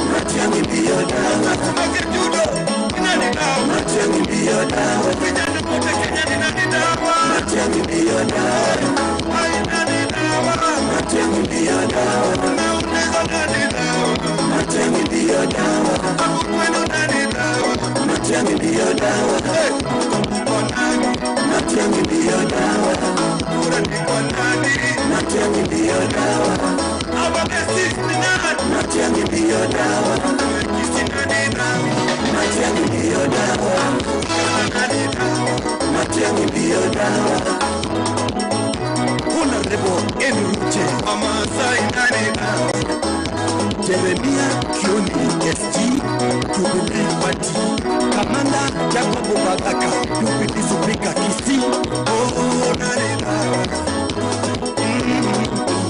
What do I know? You are not going to settle. Sunny, Matiani Kolwe, Matiani Wololo, Matiani Bibi, Matiani Kolwe, Matiani Wololo. Now Nairobi to Nampaba for Bibi, Bibi. Matiani, Mokalu Matiani, Matiani, Doctor, Odoga Galile Hasani. Salamu kwa Brian Mamoleo, Honorable Richard Odoka, Livingstone Mongare Matiang'i Defense Team, Honorable Stephen Arika, Muria Matiang'i. A people united shall never be defeated. Governor Amos Kiwumi, Nyarimo of Nyamira County, anasema ni Matiang'i. Wasanii wote Kenya mzima, njoni kwa Matiang'i ndio kuna utamu.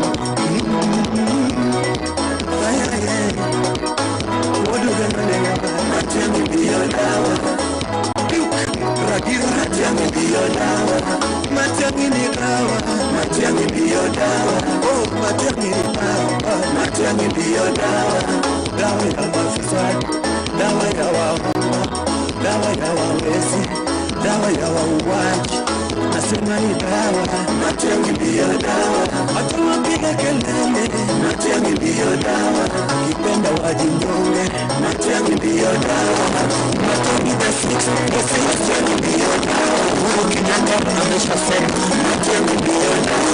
Nani unapinga hawafoma, Matiang'i ndio dawa. Usiku kijana ya Matiang'i ndio dawa.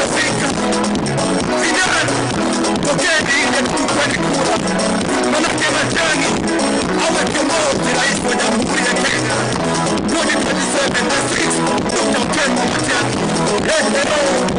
Ili kumaliza uwizi, jambazi, ukora na kutegea hewa kila siku, ni lazima tumpe Ken Matiang'i awe rais wetu wa Jamhuri ya Kenya. Kila mtu amekubali, walimu wanasema ni Matiang'i, madaktari wanasema ni Matiang'i.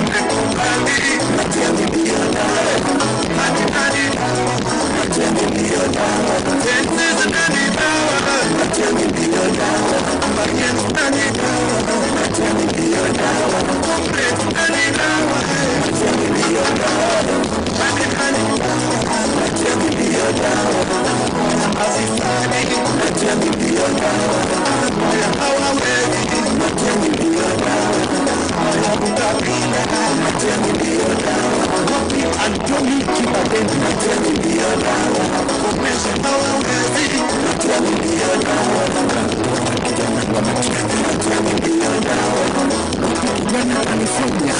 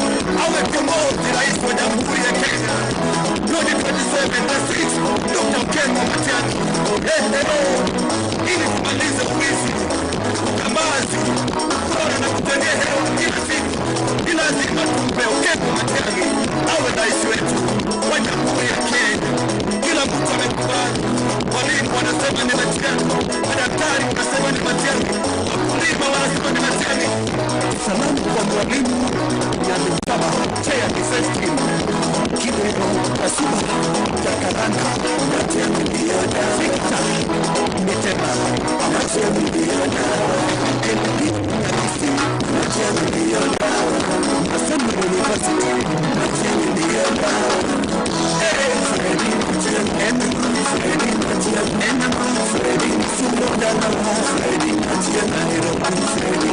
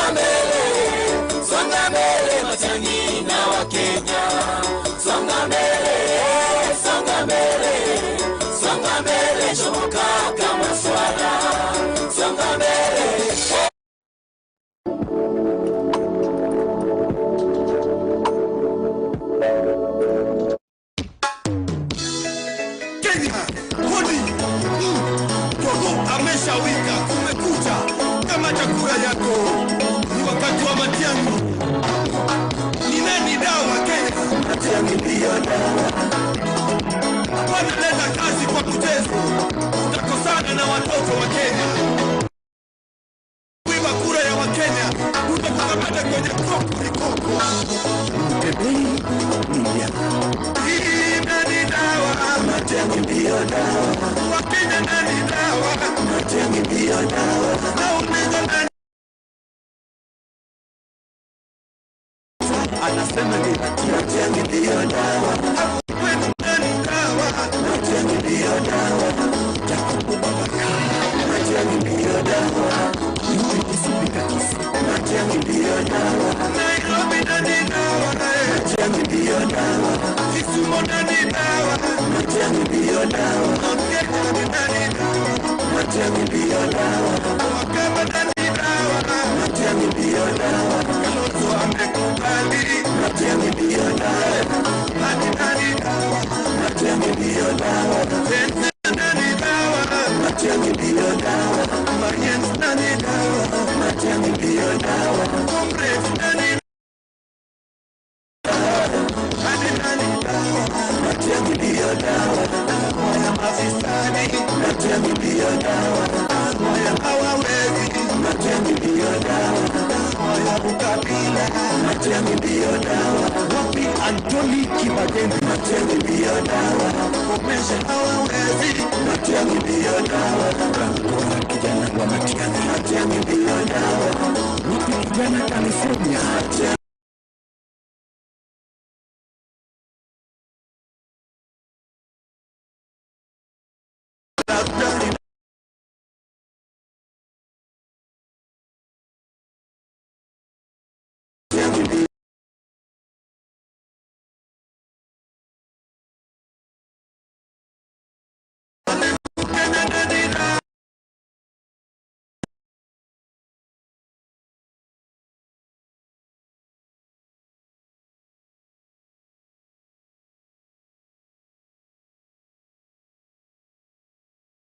Matiang'i ndiyo dawa.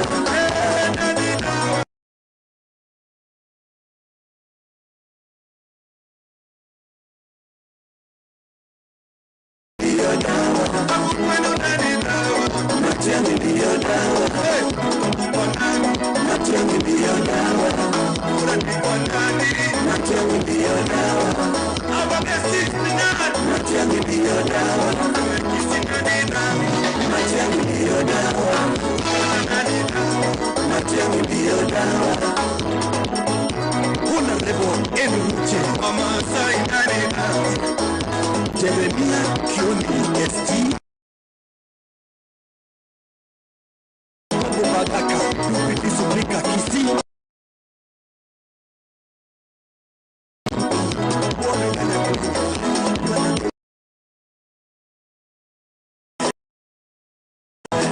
Matiang'i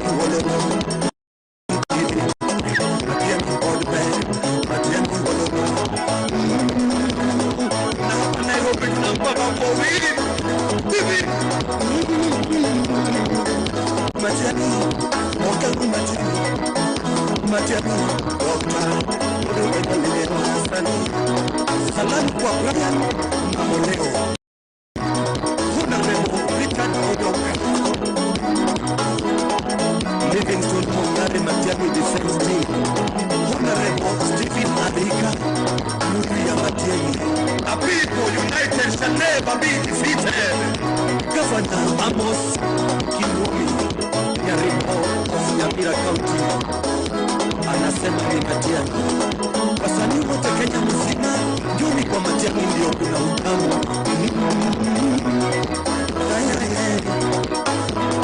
Matiang'i ndio dawa. Matiang'i ndio dawa. Matiang'i ndio dawa. Matiang'i ndio dawa. Oh, Matiang'i ndio dawa. Matiang'i ndio dawa. Dawa ya mafua, dawa ya wahoma, dawa ya wawezi.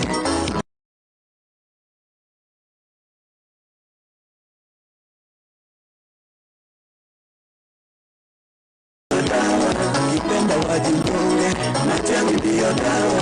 Matiang'i the six, Matiang'i ndio dawa. Uhuru Kenyatta ameshasema Matiang'i ndio dawa. Nani unapinga our former Matiang'i ndio dawa. Osiemo kijana ya Matiang'i ndio dawa. Vijana tokeni nje tukweni kura, manake Matiang'i awe kiongozi rais wa Jamhuri ya Kenya 2027 na 6 Dr. Kemo Matiang'i. Ili kumaliza uwizi, utambazi, kora na kutendea hewa kila siku, ni lazima tumpe Kemo Matiang'i awe rais wetu wa Jamhuri ya Kenya. Kila mtu amekubali. Walimu wanasema ni Matiang'i, madaktari wanasema ni Matiang'i, wakulima wanasema ni Matiang'i. Salamu kwa mwalimu Nyamitaba, Chair Defense Team, Kidero Kasuba, Jacaranda, Matiang'i ndio dawa. Victor Mitema, Matiang'i ndio dawa. Kennedy Nyakisi, Matiang'i ndio dawa. Maseno University, Matiang'i ndio dawa. Freddy Matiang'i.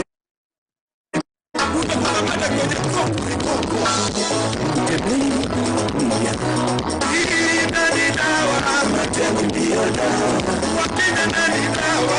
Matiang'i ndio dawa. Nauliza nani dawa? Matiang'i ndio dawa. Kenyatta anasema ni Matiang'i ndio dawa. Wewe nani dawa? Matiang'i ndio dawa.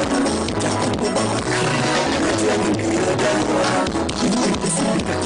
Matiang'i ndio dawa. Nairobi nani dawa? Matiang'i ndio dawa. Kisumu nani dawa? Matiang'i ndio dawa. Matiang'i nani dawa? Matiang'i ndio dawa. Wakamba nani dawa? Matiang'i ndio dawa. Kalonzo amekubali. Matiang'i ndio dawa. Hadi nani dawa? Matiang'i ndio dawa. Tenziza nani dawa? Matiang'i ndio dawa. Marians nani dawa? Matiang'i ndio dawa. Congress nani dawa? Matiang'i ndio dawa. Hadi nani dawa?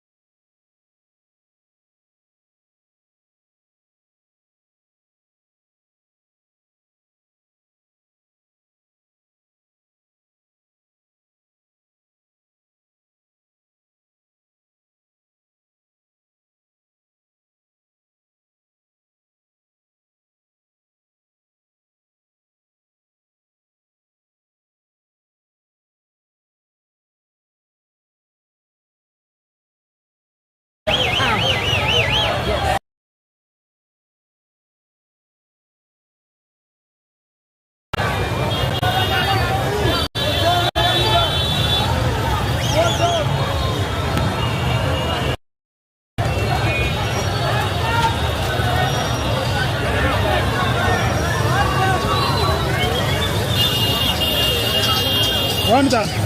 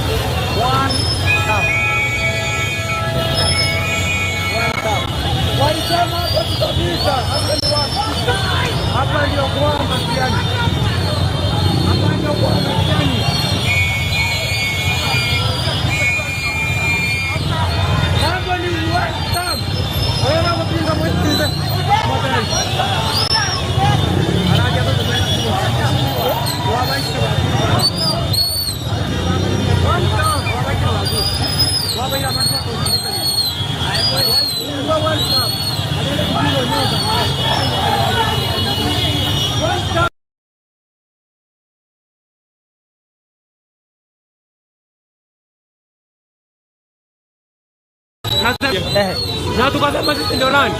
Tutafagilia. Hapa ni wapi sasa?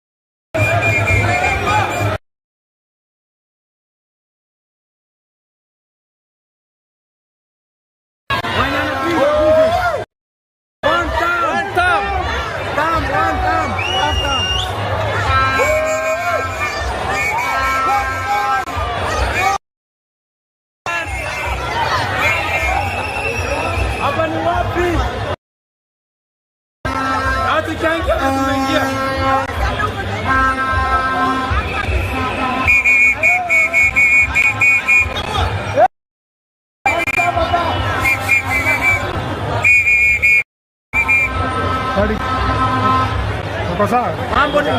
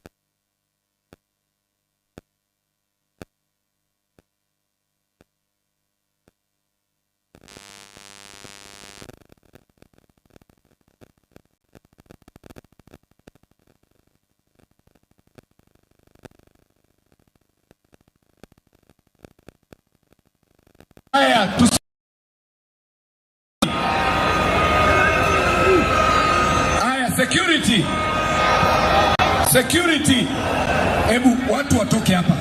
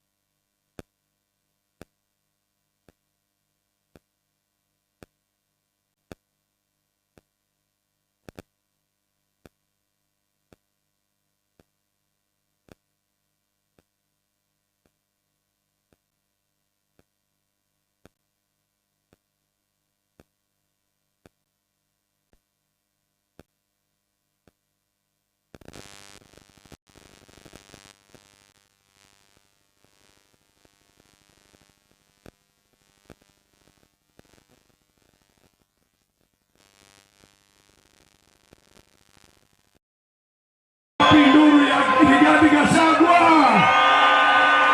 Wapi nduru ya seneta wetu Richard?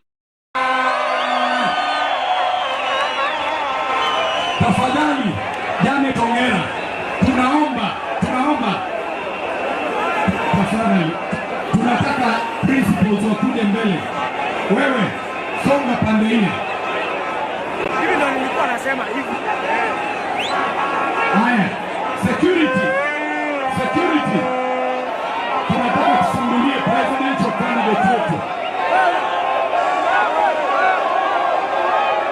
Haya, tunataka tunapanda juu kisaidia. Tupande juu watu wasione. Tupande juu. Haya. Mheshimiwa President wetu Okengo Matiang'i, tusonge tafadhali, tunaomba tusonge.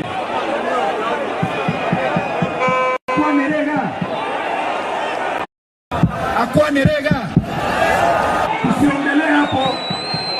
Haya, fungulia wakubwa njia waingie.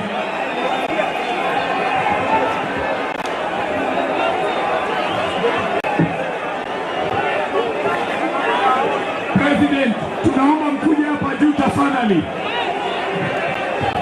Mkubwa tunaomba. Haya.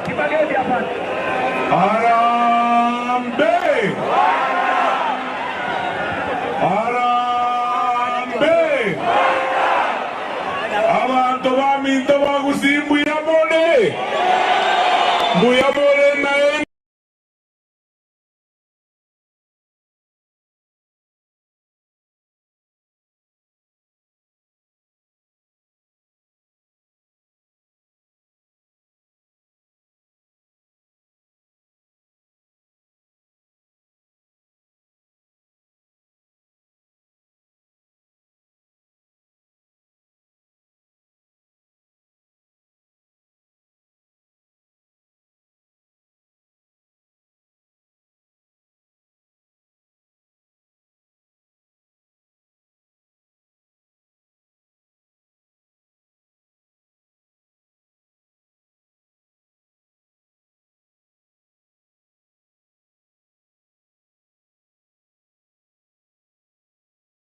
Stephen Kalonzo Musyoka. Niko na ndugu yangu kiongozi wa chama cha PNU Mheshimiwa Peter Munya.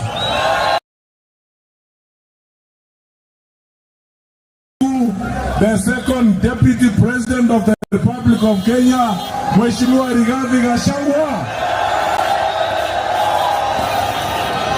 Niko na ndugu yangu Mheshimiwa Eugene Wamalwa. Nenda watu Wamalwa. Haya, niko na Mheshimiwa George.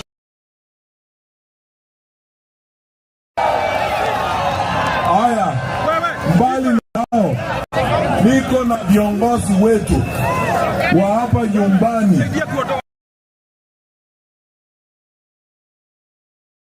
Watatuongelesha, alafu tukimaliza na principals tukiwa na nafasi viongozi wengine. Tuko na wajumbe wa bunge wote kutoka pande hii yetu ya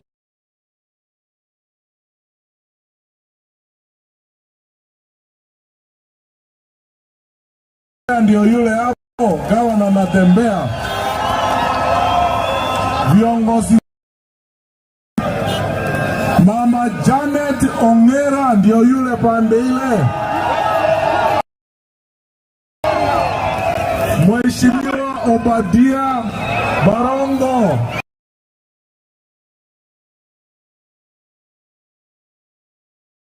Mheshimiwa Eric Changanya. Mheshimiwa daktari wetu hapa Ondari, Dr. Ondari awasalimie hivi. Welcome. Haya, tuko na senata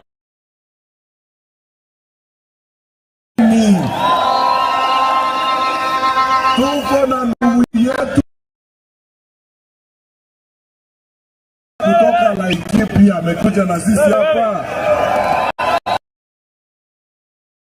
Pia tuko na senata Metu cha Jubilee wote katika kitaifa,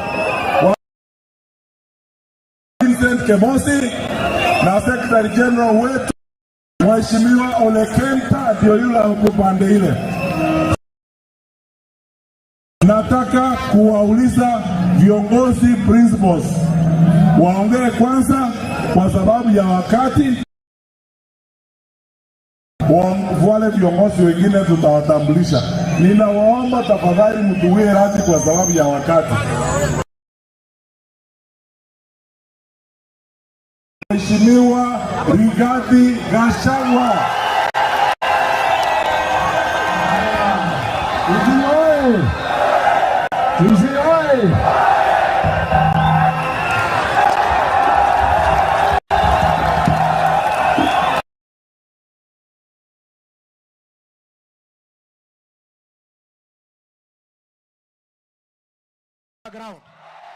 Kabla hatujaanza mkutano, nataka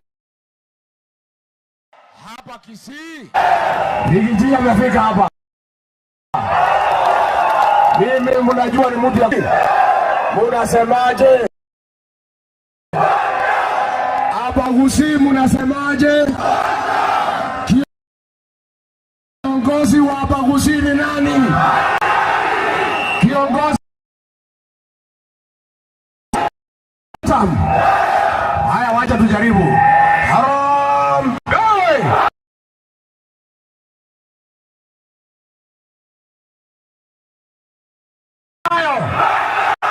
Wewe mwizi muuaji, Kasongo aende asiende?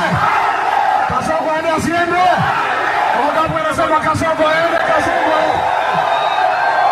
harambee!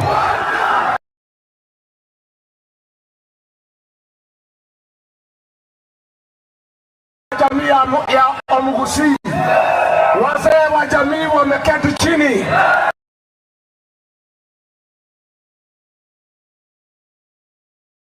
Wa jamii ya Omugusi na msemaji pekee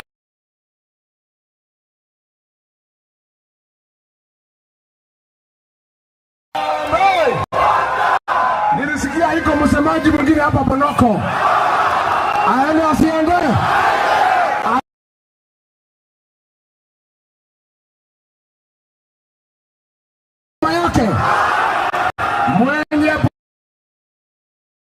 Mwenye bomba, mwenye kuandika Rigiji hapa, mwenye bomba ni Daktari Fred Okello Matiang'i. Mimi na huyu msemaji Bonoko aende. Wangapi wanasema aende?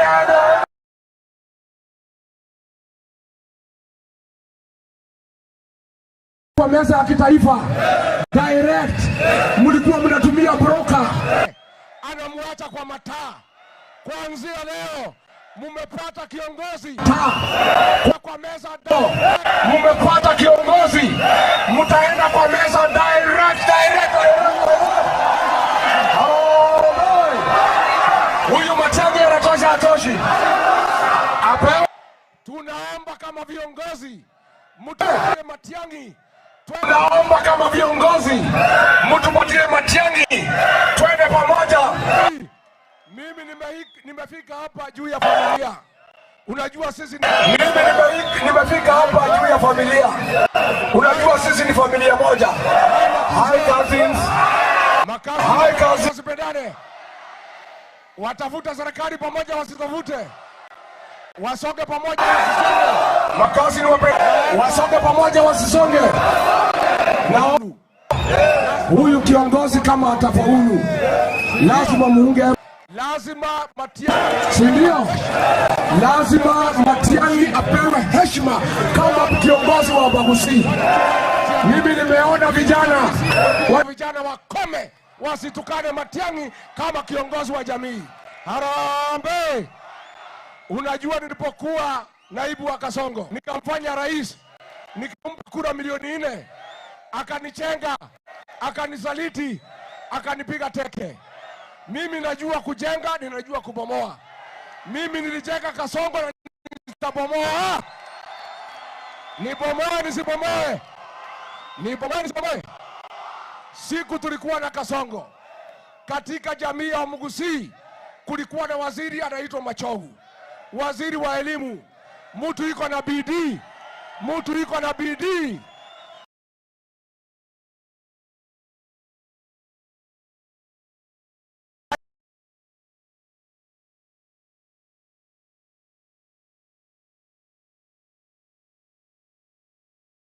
Kisii, jeshi kitoka anasema wapewe, anasema wapewe walimu, anasema maendeleo ikuje Kisii.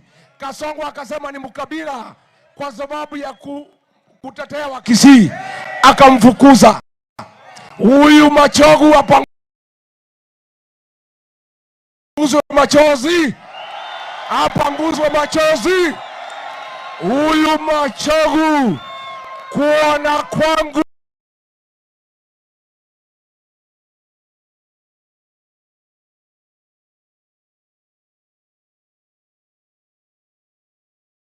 gavana wa kaunti ya Kisii.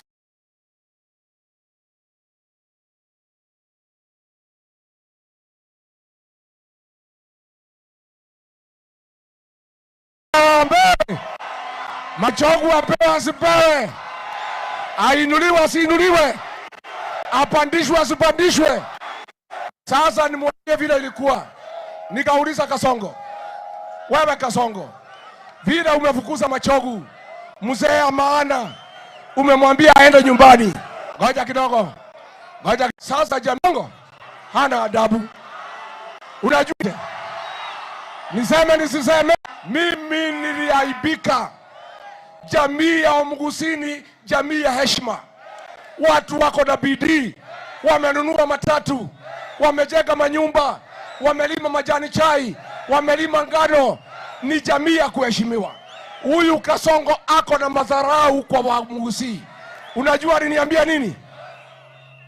Unajua aliniambia nini? Acha niwache.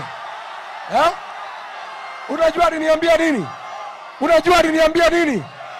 Ati yeye, ati kiongozi ya Wakisii kwa maoni yake ni kijana anaitwa Silvanus Osoro. Hivyo ndivyo alisema. Ni madharau si madharau? Ni aibu si aibu? Sasa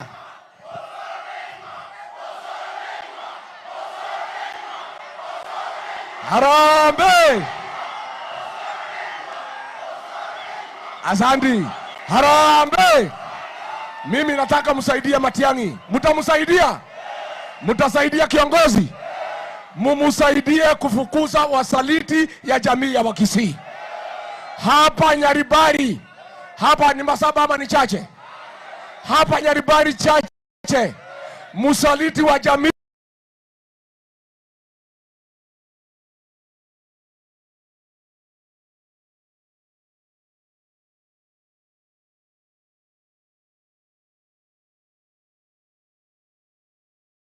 Hapa kama mjumbe.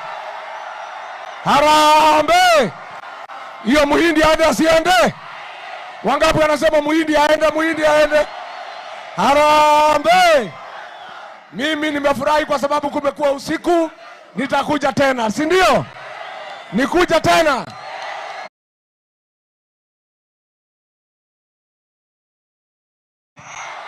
Hi cousin. Mwishowe.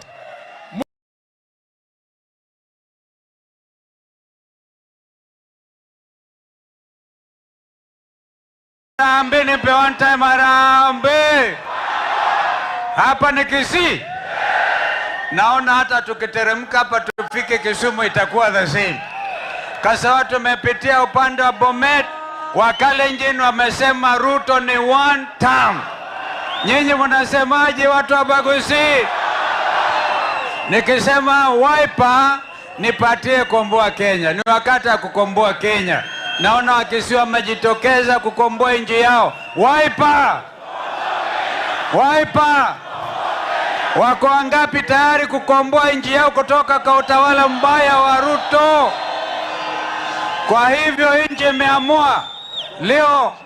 Ruto angefanya jambo la busara. Yeye angesema wacha hii mambo ya kutawala Kenya. Wakenya wamekataa kuongwa na pesa yao. Wakenya nasema hata ukileta mwezi na ulete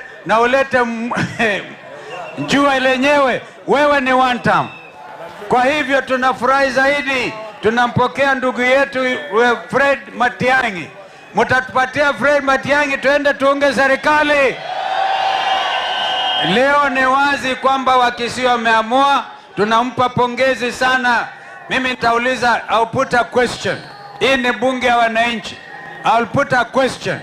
As many as of the opinion that Fred Matiang'i tuungane zote pamoja tufukuze Ruto, say aye. As many as of the contrary's opinion say no. Hakuna no. The ayes have it. The ayes have it. The ayes have it. Fred Matiang'i, the official spokesperson.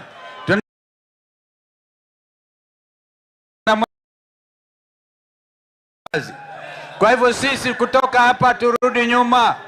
Kila mtu hapa youth achukue kura yake. Wangapi wako tayari kuchukua kura kabisa? Na tunaambia shirika la IEBC, hii kura ya Matiang'i na Kalonzo na Rigiji na Eugene na wanatembea, hii kura wewe Ruto huwezi kuiba. Hata iba hii kura. Hii kura atashindwa na zaidi ya 500,000. Wangapi wako tayari kumpeleka nyumbani na kura yote? Kwa hivyo tunaangalia kila mahali, tunapekua na tutarudi nyuma. Wakati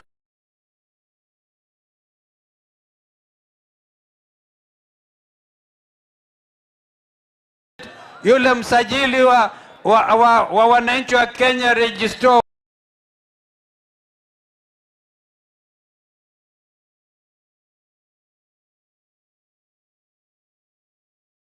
kila mtu, kijana ambaye amefikisha miaka 18 amechukua kura, amechukua kipande na kura. Mwaka ujao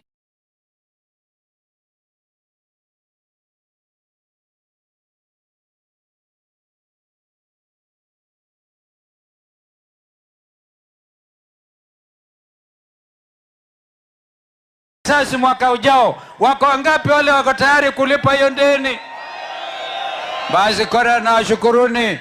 Mimi nitaongeza wasichana vizuri. Aya. Namna, thank you. Aya, Mheshimiwa Eugene Wamalwa. Hello. Abaguzi hello. Abana banyasaye mbyamore. Abana banyasaye mrembe. Sisi tumekuja hapa kuwaomba mtupe kijana wenu Dr. Mumekubali mtupe huyu striker wenu? Naona wale wanasema nipande hapa juu kidogo.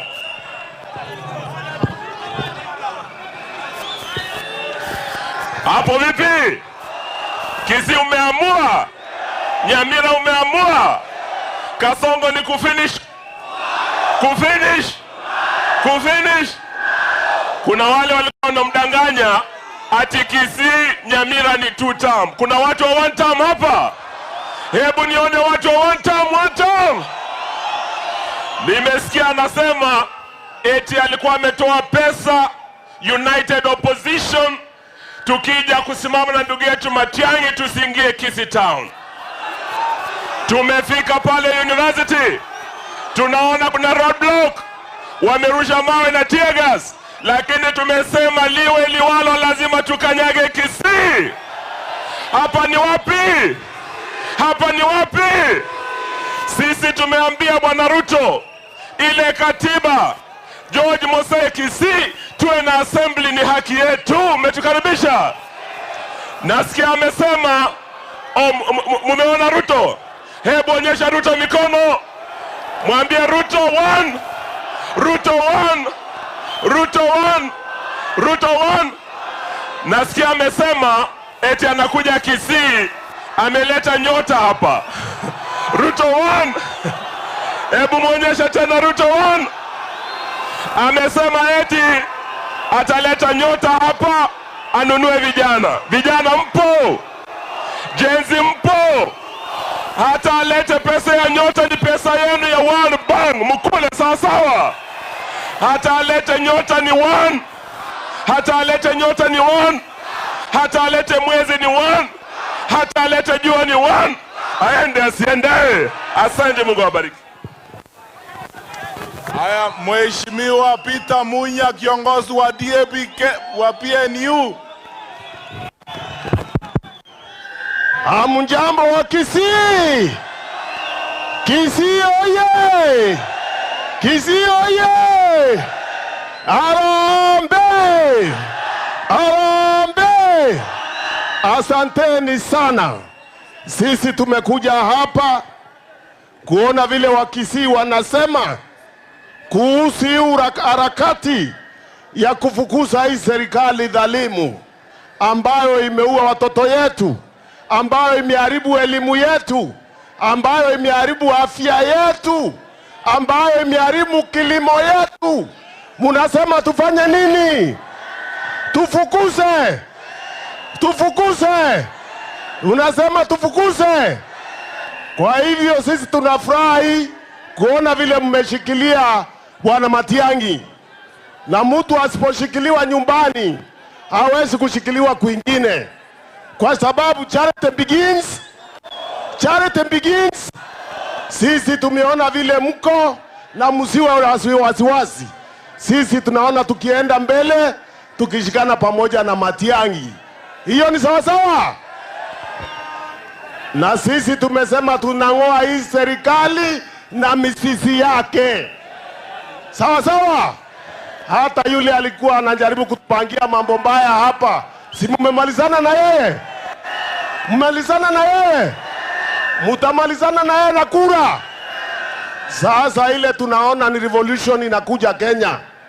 Hii ni revolution and it is unstoppable. Sawa. Kura ikifikia mpige na mchunge kura. Muhakikishe kura imehesabiwa, Kasongo ameenda nyumbani. Asanteni sana.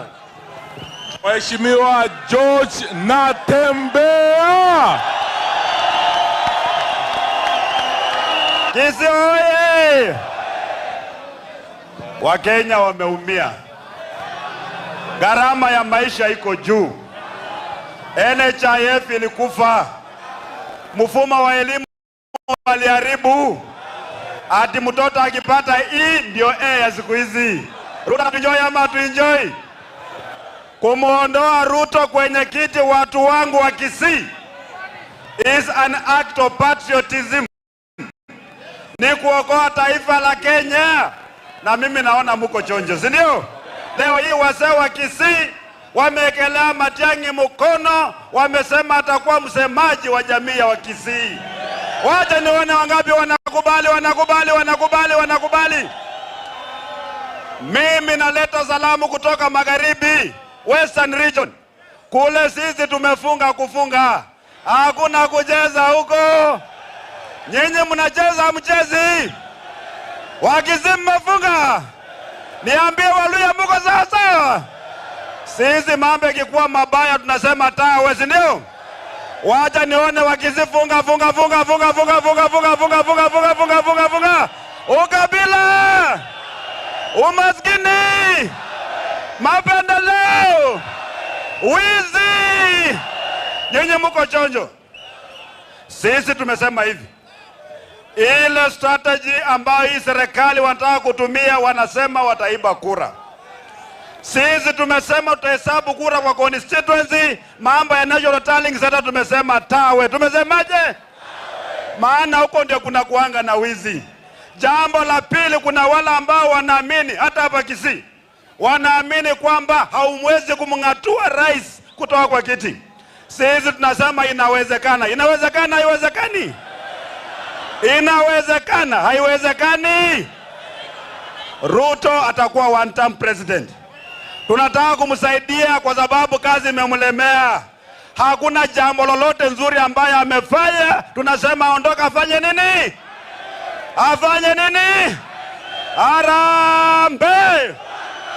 Harambe.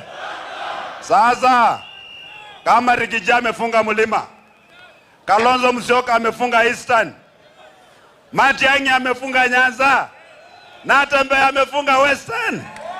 Hii njia ya Ruto ya kwenda kupata president inako wapi? Is there any way? Naomba president aanze kuprepare concession speech ili akubali kwamba mambo ya 2027 tumefanya nini? Mukiletewa pesa maana itakuja, si ndio? Kula pesa maana ni ushuru wetu. Mko pamoja? Msipokula hiyo pesa itatusumbua tukipata serikali. Kula pesa lakini jua mahali pa kuweka kura. Harambe! May the spirit of the Kisii people ambayo tumeona leo kuanzia Kerenyo mpaka kwa hii stadium, may that spirit infect all Kenyans to ensure that 2027 we remove this government from power. Mwenyezi Mungu awabariki sana. Asante.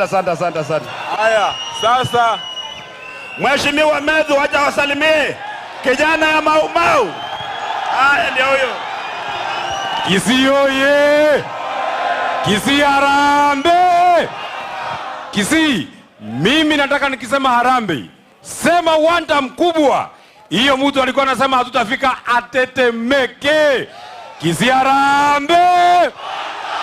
harambe! Aende asiende!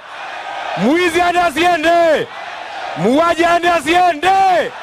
Mkora aende asiende! Mambo ya Kasongo ni kuvini. Mwaka ya 2002 wakati tulisumbuliwa sana na mtu anaitwa Moi, watu walikutana mahali kama hapa, watu wengi kama nyinyi wakaimbia mtu anaitwa Moi, na mimi nataka tuimbie William Ruto. Yote yawezekana.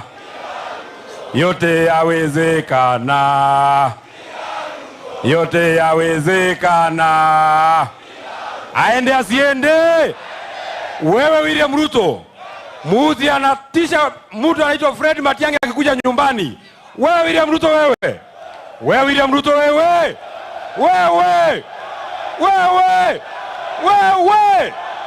ametuzoea.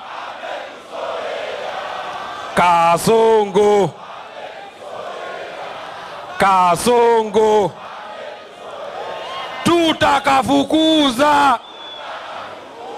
tutakafukuza. Kasongo.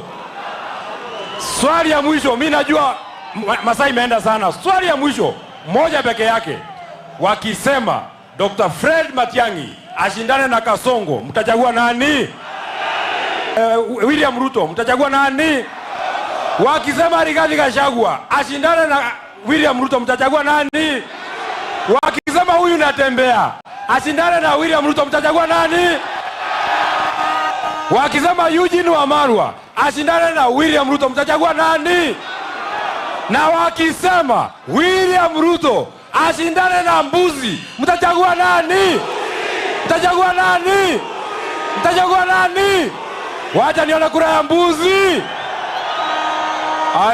Aya, iganta gete abantu amito arambe.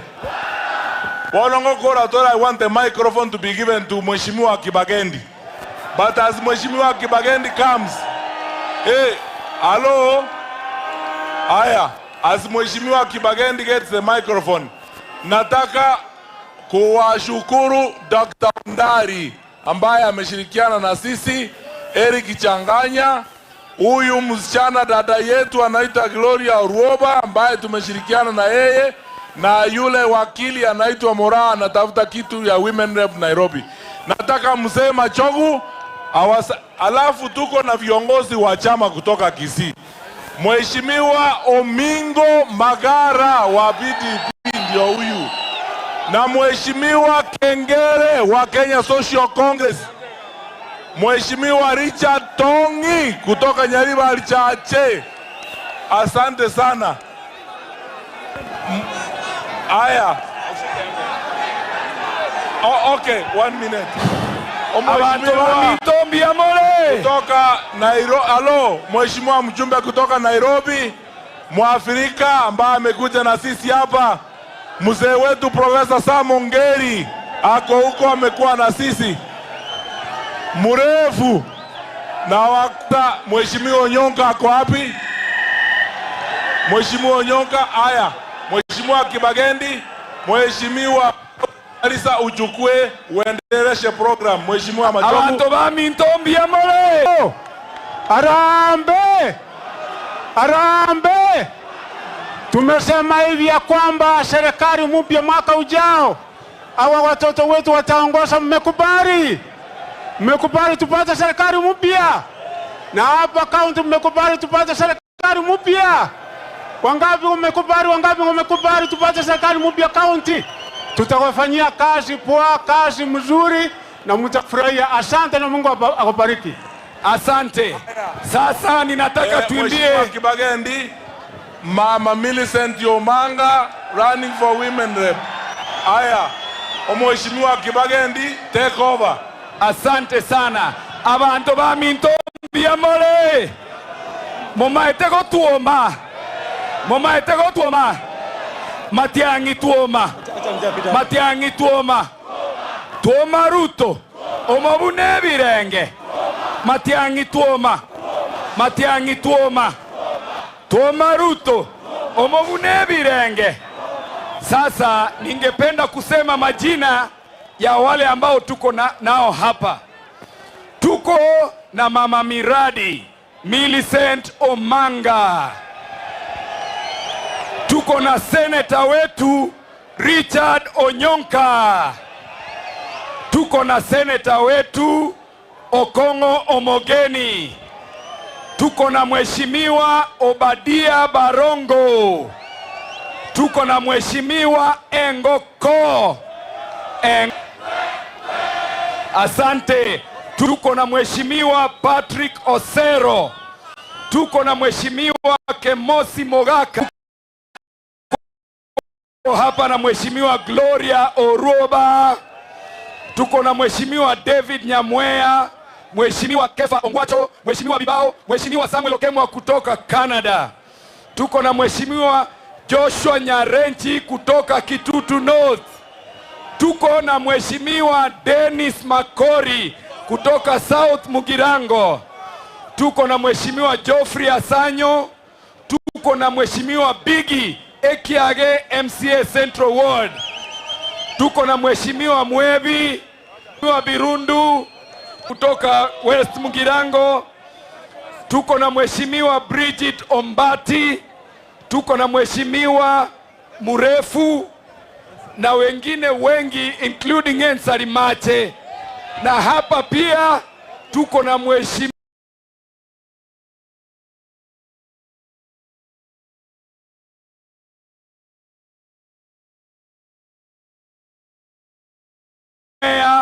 Mheshimiwa Kefa Ongwacho, Mheshimiwa Bibao, Mheshimiwa Samuel Okemwa kutoka Canada. Tuko na Mheshimiwa Joshua Nyarenji kutoka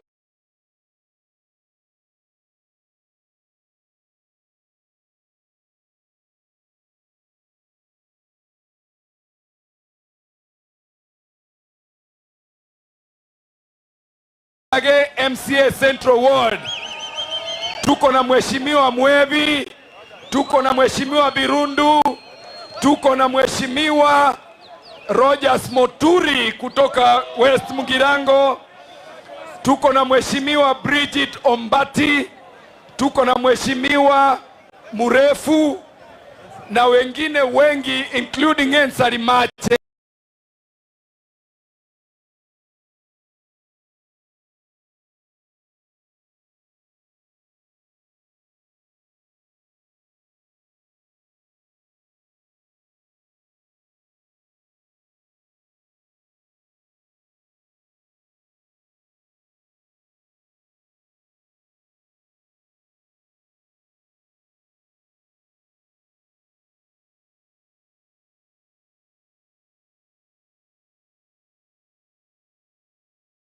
Osoro ningi ogo chicha talion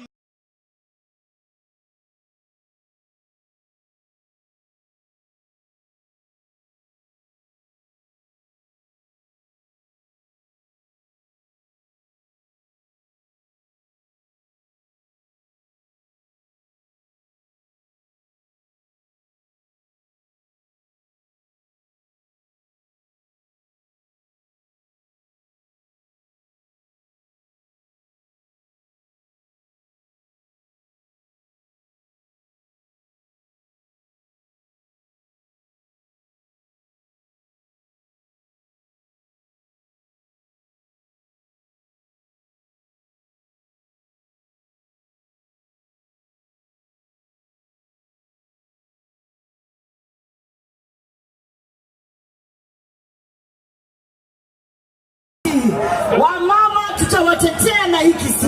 Asante sana. Pia tuko na Engineer Peter Nyabate. Mimi ninawarudishia shukrani kubwa. Wacha tumpatie Mheshimiwa Mawale pia wasalimie one word. Abagusi, habari zenu? Sema harambee wote, harambee! Harambee! Asanteni sana kwa kukaribisha ndugu yetu kutupatia Fred Matiang'i tutembee na yeye. Asanteni sana. Pia hapa tuko na Mama Janet Ongera. Mama Janet Ongera, one word.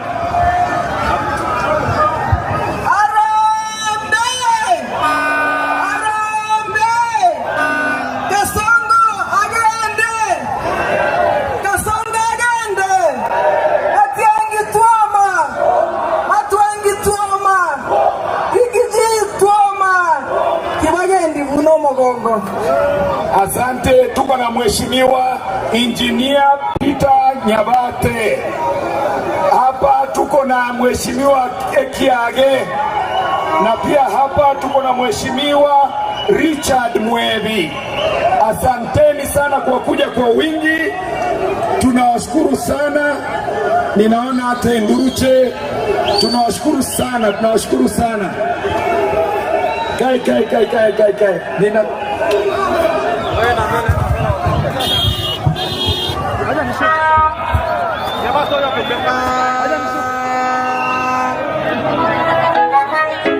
one time